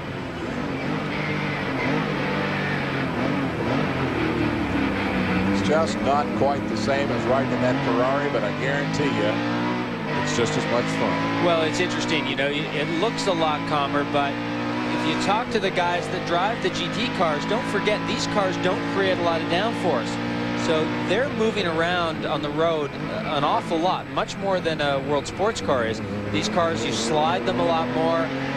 They're just not as stable a platform because they just don't have the downforce. Now, just in terms of theory, remember the GTS 3 cars are the slowest cars in the field, but you see how that number 76 is cutting trail through this bunch. That's why he's the class leader, though he is 8 laps down to the overall leader of the race. That's a good race. GTS 3 running 11th overall. We'll take a break and be right back.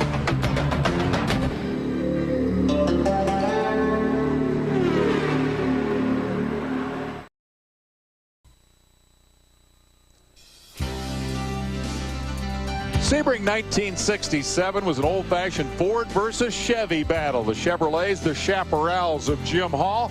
The Fords, the GT40 prototypes. But the Chaparrals failed to follow in the footsteps of the older brother, which won the race in 1965. Both of Jim Hall's cars failed that day. The victory went to the yellow Ford, driven by Mario Andretti and Bruce McLaren. It was Mario's first of 3 wins, an honor he shares with the likes of Hill, Jean de Bion, and Stuck. Been a long time since a Ford has won at Sebring. They've got the opportunity to do that today. They lead the race, but the real brawl is right here. The GTS 3. You are riding with the leader, but not the leader by much. Remember how we documented that the Porsches had been out front? Well, now they are running in 3rd and 4th positions. And I believe we've had a lead change here because I think that number 50 is on for this. Yes, he has. The 76 car has now slipped back to 2nd in class. I mean, only half a second or a second behind the 50 car, but it had been nip and tuck all day just like this. And I think we'll see it continue throughout the day. These cars are going to run back and forth. They're going to cycle in and out of pit stops. The BMWs will lead. These Porsches will lead. These two cars have been in the front all day. It's just the way it's going to be.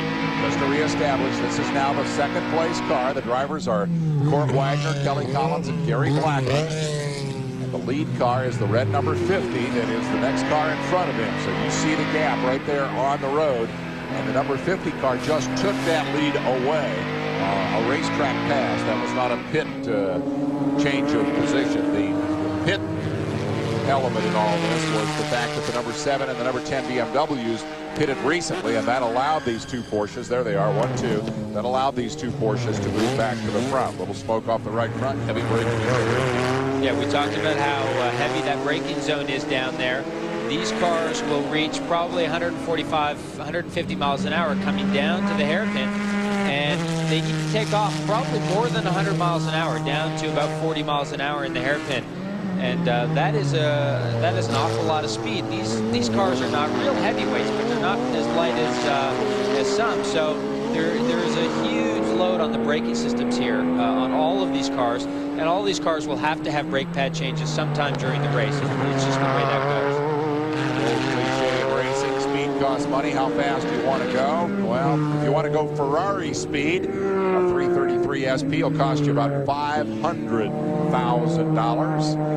Delivered from Maranello. The Porsche 911 GT2 cars, you can get in that for a reasonable $400,000. And hey, if you want to go GTS3 racing, you can buy that car for $250,000.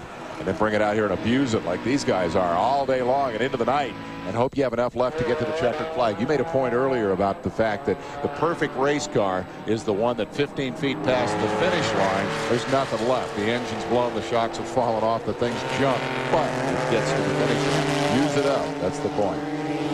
Take a look at the top 4 in the GT3 division now. It's been a great race between the Porsches and the BMWs. They've flip-flopped, they've bounced back and forth, and I don't think the 7 has led. I think the other 3 have all led the race. 50, 76, and 10 have been up front. And right now, Dieter Quester and Glaze and Said are in 3rd spot in the BMW after their pit stop. So that is by far the most competitive battle on the racetrack, all on the lead lap. The top 4 cars in GTS3. Here's the overall leader, trying to pull off that first Ford victory in years at Sebring. And Weaver flipping them off at 154.5. Best lap time. Last lap 157.7. So again, the traffic I think being the big issue there rather than an intended race pace. And yeah, you can see James coming into traffic here. That is the 88 car that he's coming up on.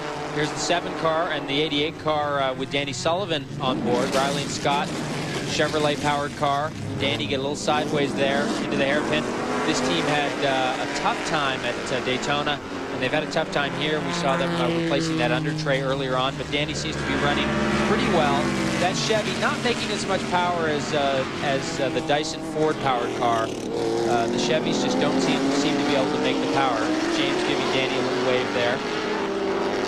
Danny Spin and Win Sullivan of Daytona of Indy 500 fame. Going another lap down to the leader, James Weaver, as Weaver continues to set a blistering pace.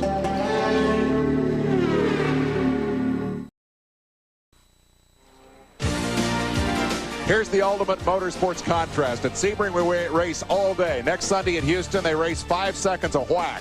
But here's the news. They do it all day. The Slick 50 Drag Racing Nationals, the NHRA competition on pay-per-view. ESPN Enterprises making it happen for $15.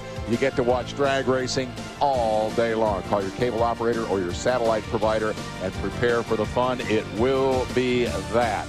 We want to update all 4 classes for you here. What are we, 4 hours and 5 minutes into the race? This is the fast cars, the world sports cars, and the leader is the Ford Riley and Scott chassis. Weaver, Leitzinger, Wallace, and Paul Jr. sharing the driving responsibilities there. Then come the 2 Ferraris, running 2nd and 3rd, followed by the other Riley and Scott, the defending race champion. GTS 1 class, the Olds that was clobbered by its teammate. Actually, that was the clobberer as opposed to the clobberee, but they still hold on to the lead. Then come the 2 Porsches. And in the GTS 2 division, The veteran Wallach and his teammates have their Porsche Turbo in front of Pace, Osteen, and Schumacher. It's all Porsches so far in GTS 2. And in GTS 3, this terrific scrap between the two 911s and the two M3s. It's been back and forth all day. Right now, Porsche at the top of the heap, but still a long way to go. Let's take another break.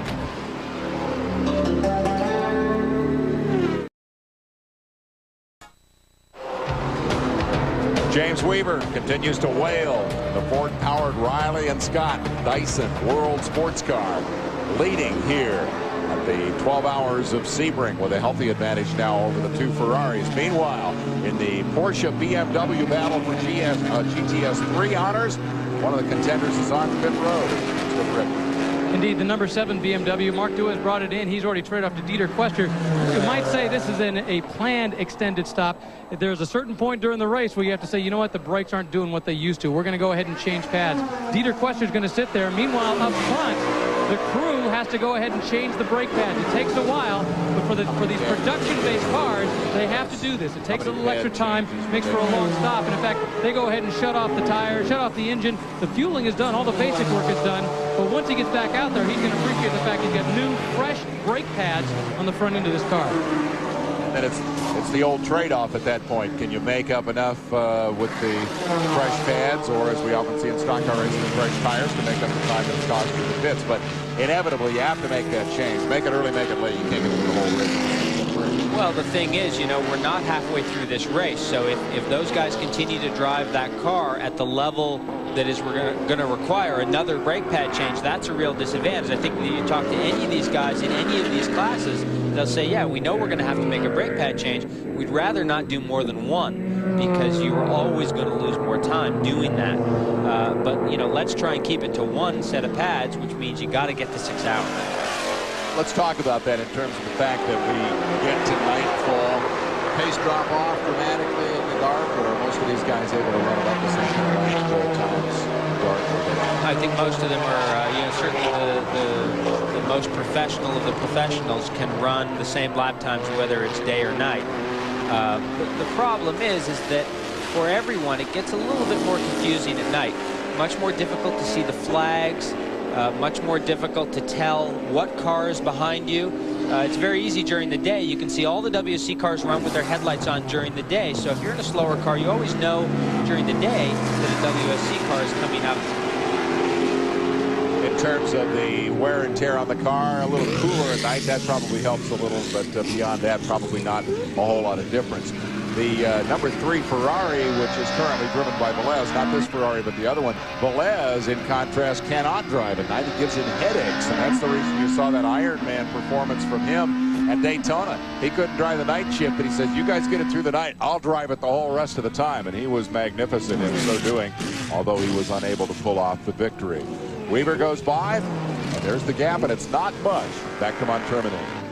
No, that gap about 3 laps ago was almost 10 seconds. It's down to 3 seconds. Montremenny's been turning laps a second and a half, maybe 2 seconds quicker lap than James Weaver. So he's pedaling this car pretty hard.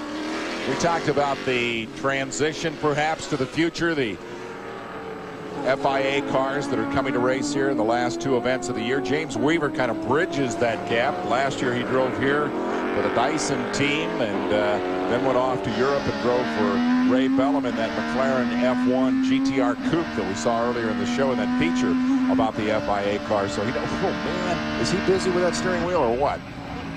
That car is a handful.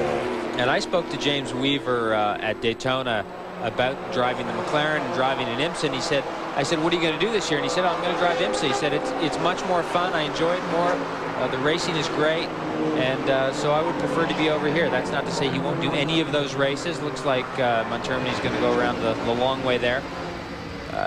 That's not to say he won't do some of those FIA races, but he really enjoys racing in IMSA. This 58 car down to the hairpin looks like it's spun off. The Pro Technic Porsche 911, Sam Shalala, Andre Tennis, Neil Criley, John Annis, and Gerald McQuillan are the 5 drivers of record for that car. Don't have a way to tell you which one is in it, but I can show you what happened.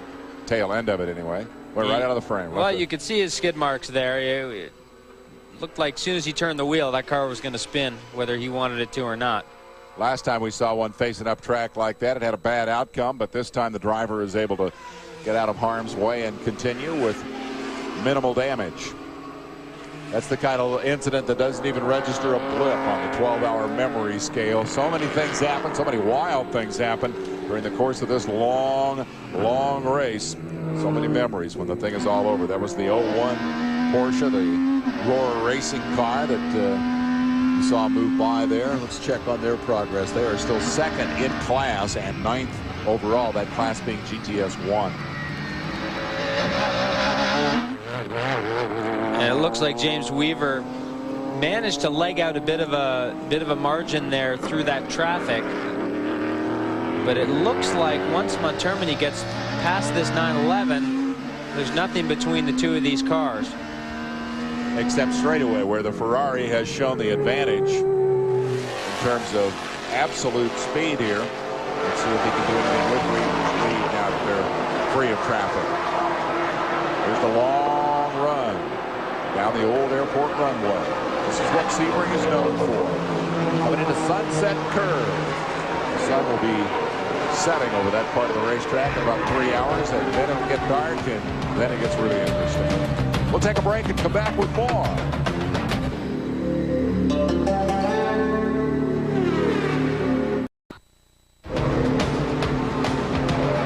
We're back at Sebring. Panos has been on and off the racetrack. That's the car on the right-hand side of your screen, just giving way to the leader as James Weaver goes flashing by. The Panos got off to a bad start here today when the car broke on the pace lap. Apparently an electrical difficulty. It's had since stopped a couple of times, and they seem to have sorted that out now. The car's been cutting some pretty quick laps, so what they identified coming in as a test session for Lamar has proven pretty well.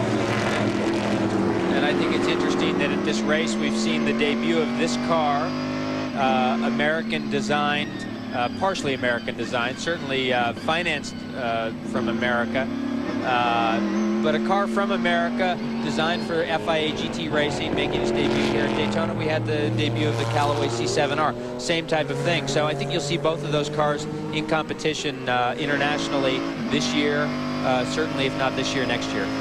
Okay, you have a guess. That car has Michelin tires, and the fact is that these new cars, I think, indicate that Andy Evans is not the only guy who has a vision of the future in terms of sports cars. There's a lot of confidence about the future. Here is your GTS 1 leader, the car that went by with no hood, that number 11, the Hot Wheels entry. Jack Baldwin, I believe, now at the controls, and they are the leader in class and 7th overall. Having a pretty good run here after colliding. The two team cars collided, the two Oldsmobiles.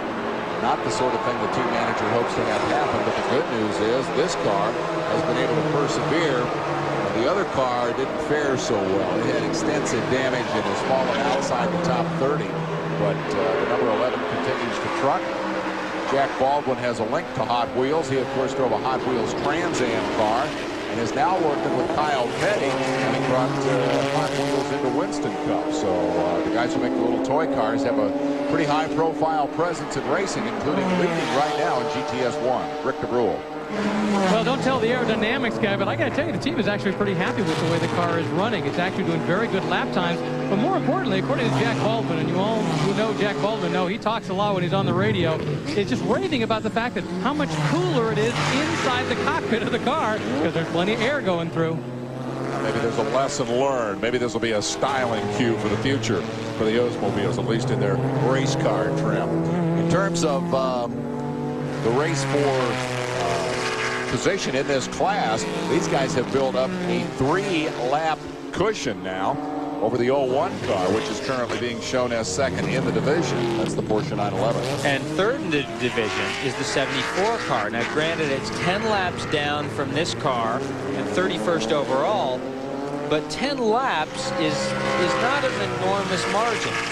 This car could run into problems very easily, and 10 laps could evaporate pretty quickly. So that 74 car that you saw, the 911 Turbo with Hench Stuck, Bill Adam, those guys worked hard, got that car up and running again, and it is third in class. That's pretty impressive. See how fast that Ferrari went? Took the cameraman a whole straightaway to catch up with it. And what he found was A pretty interesting battle. There's some smoke. I'm not sure what that's all about, but here's the story. 16 is the leader, and 30, the red car, is the pursuer. The Riley and Scott Ford has a Ferrari all over it as they head through the traffic. This is the race for the lead in the 12 hours of Sebring. And they're heading to turn 15 here, and this is where Didier Taze said the Ferrari has an advantage, that the car's really getting through that corner well. And you can see he's got a bit of a run on Weaver here, and I'm sure on top end he'll be able to pull this Riley and Scott Ford power car. Now tucks down to the inside, looking for the entrance to Sunset Curve in traffic. By he goes and takes the lead. Montermini puts the Ferrari back out front as we move, 4 1/2 hours into this 12-hour grind. They have swapped the lead here. The two powerhouse teams in the WSC division. Ferrari moving back on top. Ford-powered Riley and Scott entry. The story of the race, that Ferrari has terrific top speed. Weaver has been more aggressive all day, and most of the day that's been good enough to put him in second spot. And I think that James Weaver really has to drive as aggressively as he is driving to keep that car in touch. I think he has to be aggressive in that car. He doesn't have any choice. I think the Ferrari guys can maybe float just a little bit more. Granted, Didier Taze set fastest race lap in his last stint in the car, so he was obviously driving very hard. But I think James has to hustle the car a little bit more to stay with these Ferraris.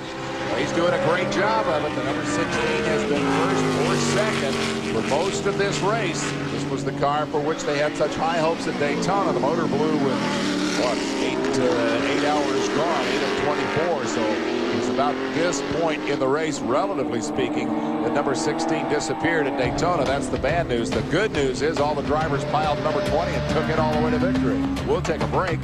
Back with more.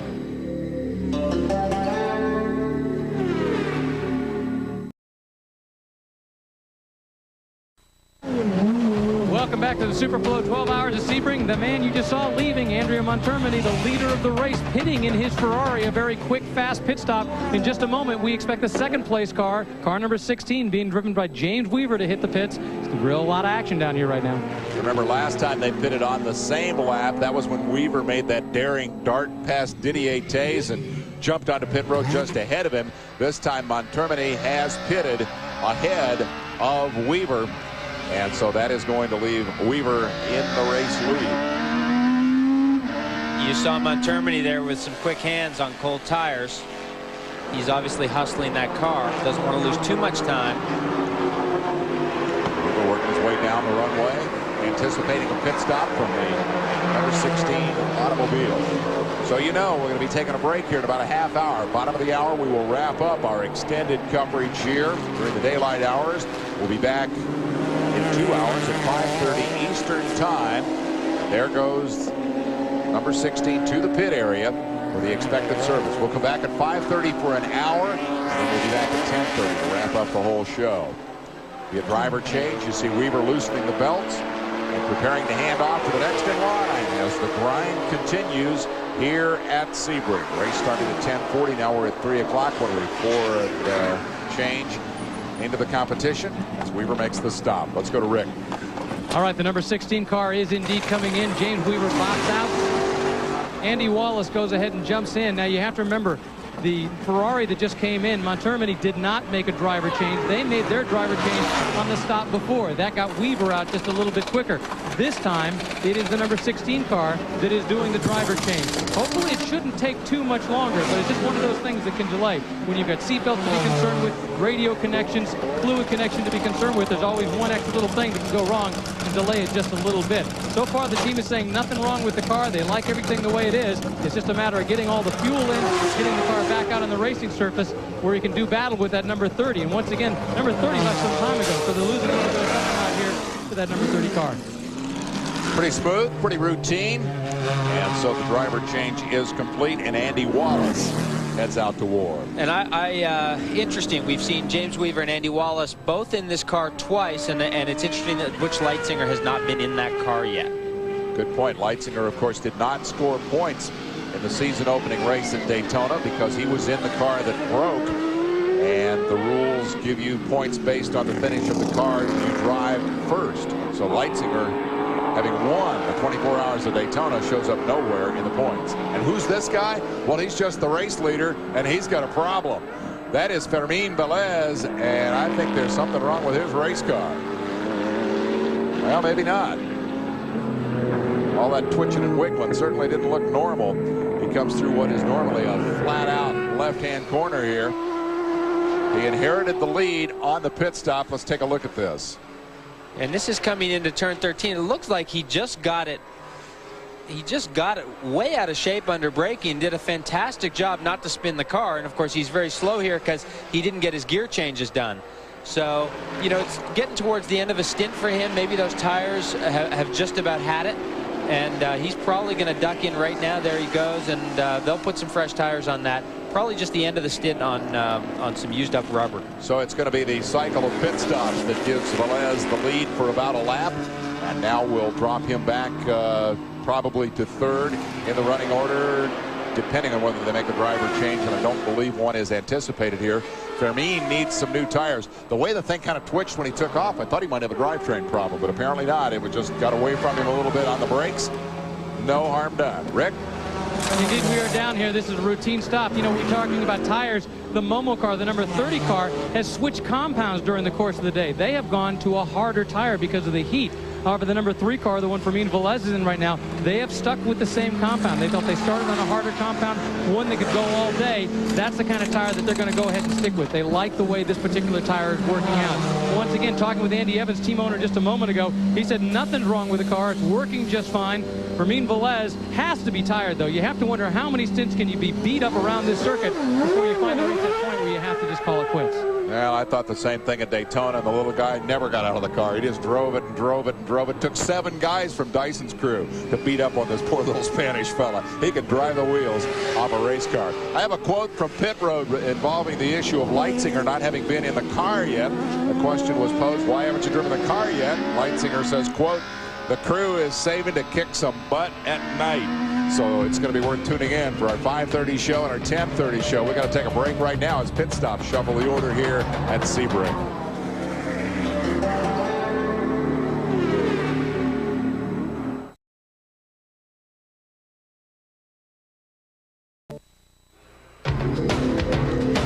We're back. Parts ready to go on the race cars if needed. And you need a lot of them for a 12-hour race. This is your race leader. You're riding with the front-running Ferrari. Been up front most of the day. Andrea Montermini took the lead on the racetrack from James Weaver, then went to the pits. A lap later, Weaver came in. Comparing lap times for the laps in which they made their pit stop, Montermini picked up 12 seconds in the exchange. So that was a good exchange for Montermini. It gives him a much bigger lead now. Well, and Rick was talking about during the Dyson pit stop how, you know, the last pit stop, the disadvantage went to the Momo team because they changed drivers. The Dyson team didn't, and that was swapped out this time. And probably a bulk of that 12 seconds was from that driver change. Although I noticed James Weaver had gotten held up coming into the pits on his in-lap a little bit. So 12 seconds, pretty significant. Although you can see Montermini here pretty hung up in traffic right now. Boy, is he ever. Has to go all the way down to the inside. Remember, he'd been taking that wide line out of the corner, but now has to duck back in behind the Daytona winning number 20 here, which has fallen how far down? Way far down. 21st on the leaderboard. To update, GTS 1. Lead car is this one. Jack Baldwin is at the controls of the Oldsmobile. 7th overall. 6 laps down to the overall race leader, but leading in class. And the next car behind it in the overall running order. Oh, we've got trouble. Number 74 has clobbered the wall. The Bill Adam Heinz Stuck car is demolished. The driver moving around and apparently okay. That's the onboard view. And this is a very fast part of the racetrack. This is down, that's a tire wall there. And you can see that's our leader trying to get through there. The leader is stopped. And this may be a red flag situation because everyone is going to, yeah, he just shut that car off. Yep, they're stopping everybody. They're going to have to stop everyone because as you can see, everyone is just going to get backed up here. So let's hope that everyone's heads up and that they get everyone stopped coming in here because no one's going anywhere for quite a while. A lot of things you don't expect to see at Sebring, and you try to be alert to all of them. This you never expect to see. The racetrack completely blocked by the destroyed remains of the Bill Adam Honstuck Porsche and the tire wall, which had clouded en route to its ultimate destruction. Adam, I believe, was the driver and was moving around in the car, and the safety workers were with him quickly. But there you see the car. Man, did it hit. Red flag at Sebring. We last saw it for rain in 90, whatever that year was when it rained, 93. Now we have it again for a huge, huge crash at one of the fastest corners on the racetrack. Man. Now that's the lead car right behind the wrecked Porsche. They've shut it off and lined up the field behind. Some of the slower cars are just coming by start finish. Is there a rule about pitting? Can they come back around and pit under the red? I would think not. Well, I think what will happen is here the smart guys will get their cars pulled over on the main straightaway.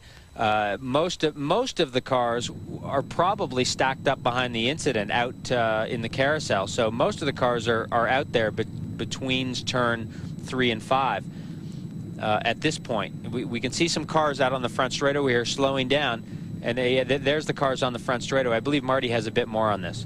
Yeah, this was really interesting down here, guys, because the Team ARE leading GT3, Kelly Collins was climbing in. They had just pulled in. The red flag came out, and immediately sports car officials came running over and cease all work, or you get a serious penalty. And if you look all the way down pit lane, no one is allowed to touch their car until we go back to green flag racing. So these guys are just going to have to sit halfway through the pit stop and wait it out.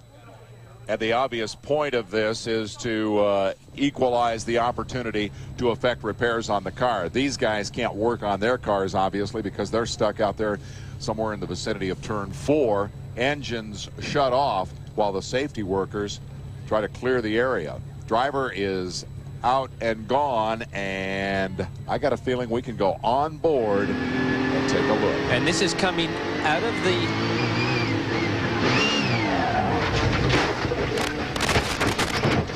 Ooh. Yeah, we'll take another look at that in slow-mo, and we may want to take another high-speed look at it and listen, because it sounded like it might have been something mechanical. Here you see all the damage to the right side of the car. Fortunately, what he hit was the tire wall. Yeah, and if you listen to this, well, we're not going to hear it this time, but he's by himself here. It sounds to me like the car probably popped a half shaft, and that's why he did that gear change and it just turned right. And he tried to turn it back to the left, but he just couldn't get it turned in time. Now, they already popped one half shaft on this car earlier in the day. We saw them changing that out. So it's quite possible that it popped another half shaft, and on that gear change there, it just turned right and went straight into the tire wall. All of this damage done by the tire wall. The second impact was with the Armco barrier, but it was much less significant. The car had given up most of its energy to the tire wall, sustaining the damage that you see. Driver's doors open, cooling off. The 74 cars had a bad history. It flipped and crashed at Daytona in the 24-hour. Had to put a new roof on it before they brought it here. Let's go to Marty. Yeah, we're down here with Honstuck. You saw the replay. Can you determine what happened? Oh, I mean, I'm totally out of control, because what I've seen, he out-accelerated from a little turn in the infield, and then the car all of a sudden turned to the right and hit right this place underneath the footbridge, you know. So then it was a very, very hard impact, which is in third or fourth gear. Then the car went airborne to the left side, hit the wall again, and lucky I just get from my crew that he's out of the car. But he was very lucky, you know. Well, you guys had an axle problem earlier, but what do you think? Do you think it might have been the axle again? I honestly can't tell. I mean, from here it's hard to tell. What I've seen is that I mean, Bill is a great driver. He can handle if something happens to the car. But the car would normally, in this situation, go to the left, not to the right. So I can't determine what it was. We have to see and wait. To me, it looks very strange. But let's keep our finger crossed that he is okay. We have heard it out of the car, so let's hope he has no damage to his body, you know. That's the latest from down here, guys. medical personnel were with him quickly, but Bill Adam was moving around and helping himself out of the car. It was a glancing blow. The first appearance was very, very frightening because of the angle at which the car was sitting, but as you see in the replay, it was a glancing blow off the tire wall. And to Bill Adams' credit, when the car broke and turned right, you saw the little bit of steering input that turned the nose away from the wall, and it was because of that it was in fact a glancing blow. Stuck alluded to it, driver ability minimizing what could have been an horrendous situation. Cleanup will be going on for a while. We will take the opportunity to sell something. We're under a red flag at Sebring. It's commercial time.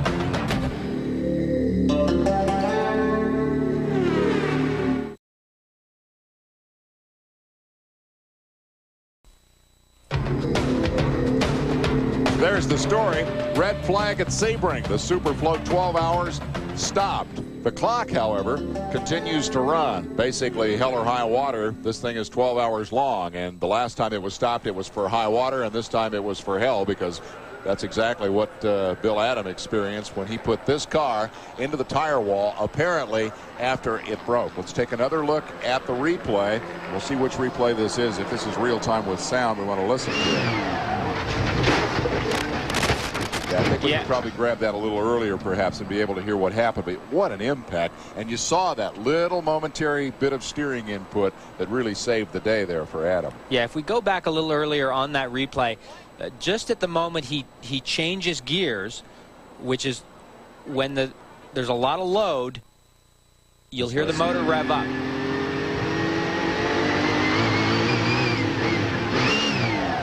Yep.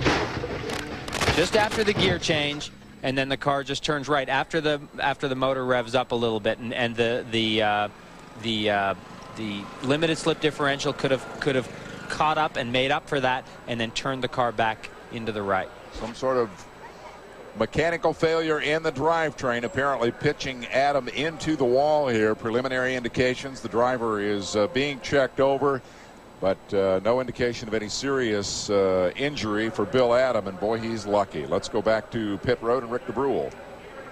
Well, these are the cars that are stopped up on the lane. There you see the hoodless number 11 car, the Hot Wheels car that Jack Baldwin was in right now. So let's talk about how does this car handle with all the front body work?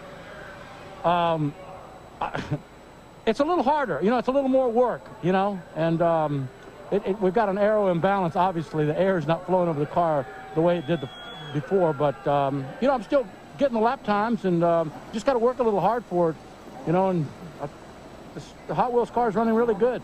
Any concerns about shutting the car off and sitting here and let everything heat up while this red flag's going on? Well, right now I'm like a roasting chicken, you know. I'm just sort of cooking along.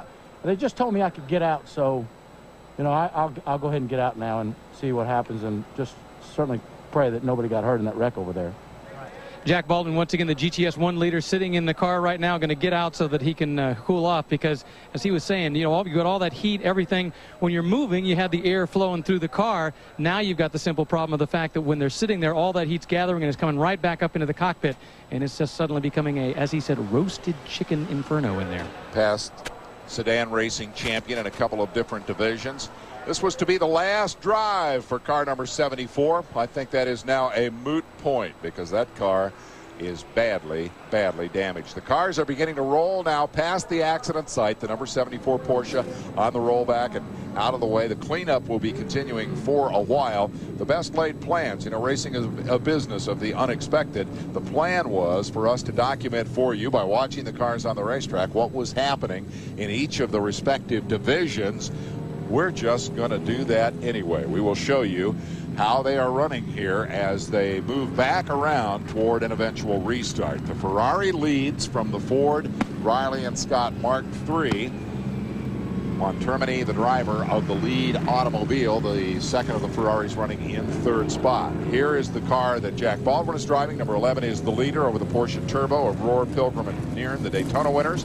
Another Porsche Turbo in third spot, but no more. That's the Stuck Adam car, which just crashed. That will move the other Oldsmobile into the top three. GTS 2, led by, well, all Porsches, isn't it? With Bob Wally kind of leading the charge there, number 61. And then in the GTS 3 division, what has been an interesting battle all day between the 911s and the BMW. And now we have a newcomer to that group as the Wagner, Collins, Blackman quartet continue to lead. But the other BMW has fallen out of the top 5. We'll take a break.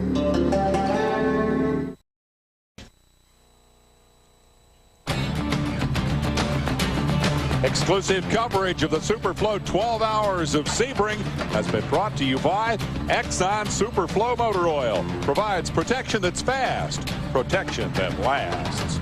And by Virgin Interactive. Get the ultimate in driving games from official sports car GT sponsor, Virgin Interactive.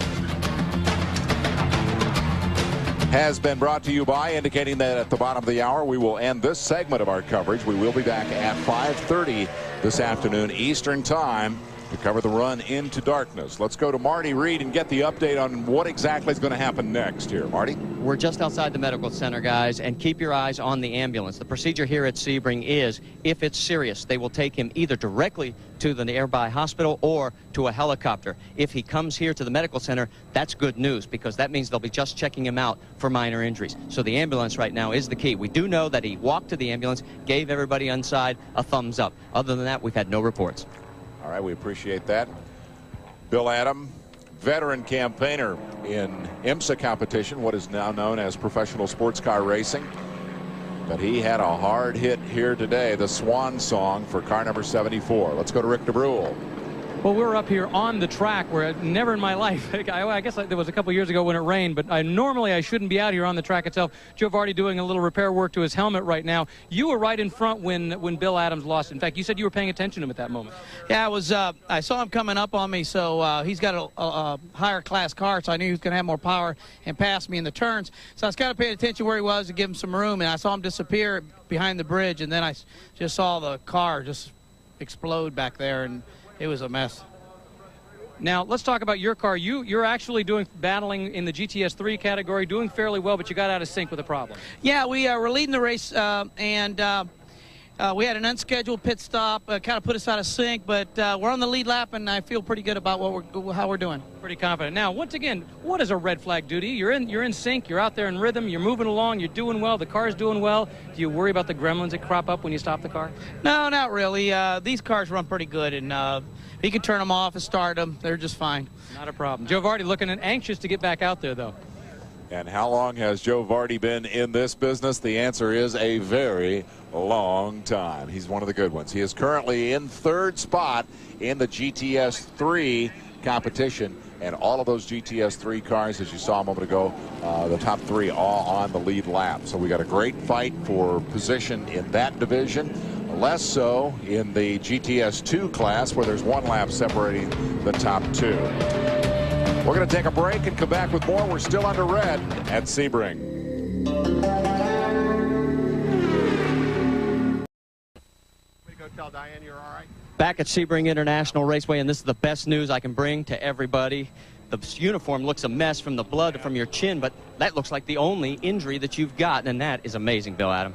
It is. I've got a little bit of a stiff neck, but these Porsches are incredibly strong cars, and I mean, that's the same car that we had a horrendous flip last year at Daytona with, and they were able to rebuild it. So that's proof of their strength, and it's, I guess, why I stay on these. I've got a lot of confidence in the strength. Do you know what happened? Don't have a clue. It's a section of a track where it's an easy piece of track to go through. You're accelerating out of a corner, not really turning the car very much, and all of a sudden the car just turned abruptly hard right and went into the barrier. So it was totally unexpected. Not a place where if you were to look at probabilities, you'd say maybe this is going to happen here. Not at that place. Daytona last year, Sebring this year. We got to stop doing this, okay? Yeah, I don't like meeting you like this, Marty. I like you a lot, but not under these circumstances. Go get your chin taken care of. Okay. Thanks. Thanks, Marty. Thanks, Marty. Well, I was a little unhappy that we were going to close this show under that anticlimax of the red flag, but I'll tell you what, I'm tickled to death that one of the last things you're going to see in this hour is Bill Adam with a big smile on his face. That was a serious hit. Adam is okay, a little cut on the chin, but with a pretty face like that, you can afford one scar. Here are the cars that have come back around to the start-finish line now, and so everybody is pretty much bunched up on the front straightaway. We will not get this race restarted before the end of our coverage here at 3:30, but we will be back at 5:30, as we said, to cover the run to dark. And that's one of the most fascinating and one of the most beautiful times at Sebring, with the sunset and those headlights starting to come on. A lot of interesting stories to continue to follow, one of which is that number 11 car, Jack Baldwin's machine that we talked about, and the issue of getting the lights on that car after it clobbered the other Team Oldsmobile. Fermin Velez has been one of the fast guys today. We could catch a quick word with him before we go. Rick? Or can we? Right now is talking with his team owner, Andy Evans, doing a little debriefing while they've got the chance. We've been talking about the fact that Fermin Velez has kind of been the Iron Man for today, out there going stint after stint after stint. You got to think this is a welcome respite for him, or a chance for him to come in and at least take a little break off. And even though the teams can't do any work down here, they have been sort of looking at things. If there's a chance to look underneath the car, if there's a chance to do, not actually work on the car, but spot something, see if there's a problem. If you had something that maybe you were listening to, it's a chance for the crew to look around. In the meantime, Andy and Fermin have kind of been going out. We'll jump in here real quick, see if we can't get a word with Fermin. He's actually drinking. I don't know if you can actually qualify this as drinking. He's just pouring the water over his baklava right here. Fermin, we've been talking all day about how many miles you've driven this afternoon. I got to ask, are you getting tired at this point? Well, I'm a little tired because the heat is pretty heavy, and we're really pushing hard, so it's hard work. How much longer can you go in this car? They're talking to him and said, how much longer can you go? Fermin has the crew chief talking to him at the same time. It's kind of hard when you got one guy talking on one ear and somebody talking to the other side. Once again, though, he plans to continue on for a little longer. We're looking at the classes. Let's go back to Dave. We want to check the leaderboard before we go, reminding you that we will be back at 5:30. The leader, the Ferrari, and chasing the Ford Riley and Scott Mark III. And then comes the second Ferrari. And now moving back within one lap of the leaders, the defending race champions. Then, of course, we move on to the GTS 1 division. Matt Jarrett will be here next week with stock cars. GTS 1, the interesting battle. Let's skip GTS 1 for now. Let's talk about GTS 2, and that is the division in which the number 61, the veteran endurance racer Bob Wallach, is sitting on a lead of a lap over the Snow, Kitchak, and Collin Porsche 911. It's all 911s in that division. Pace and Osteen, the veterans of this competition.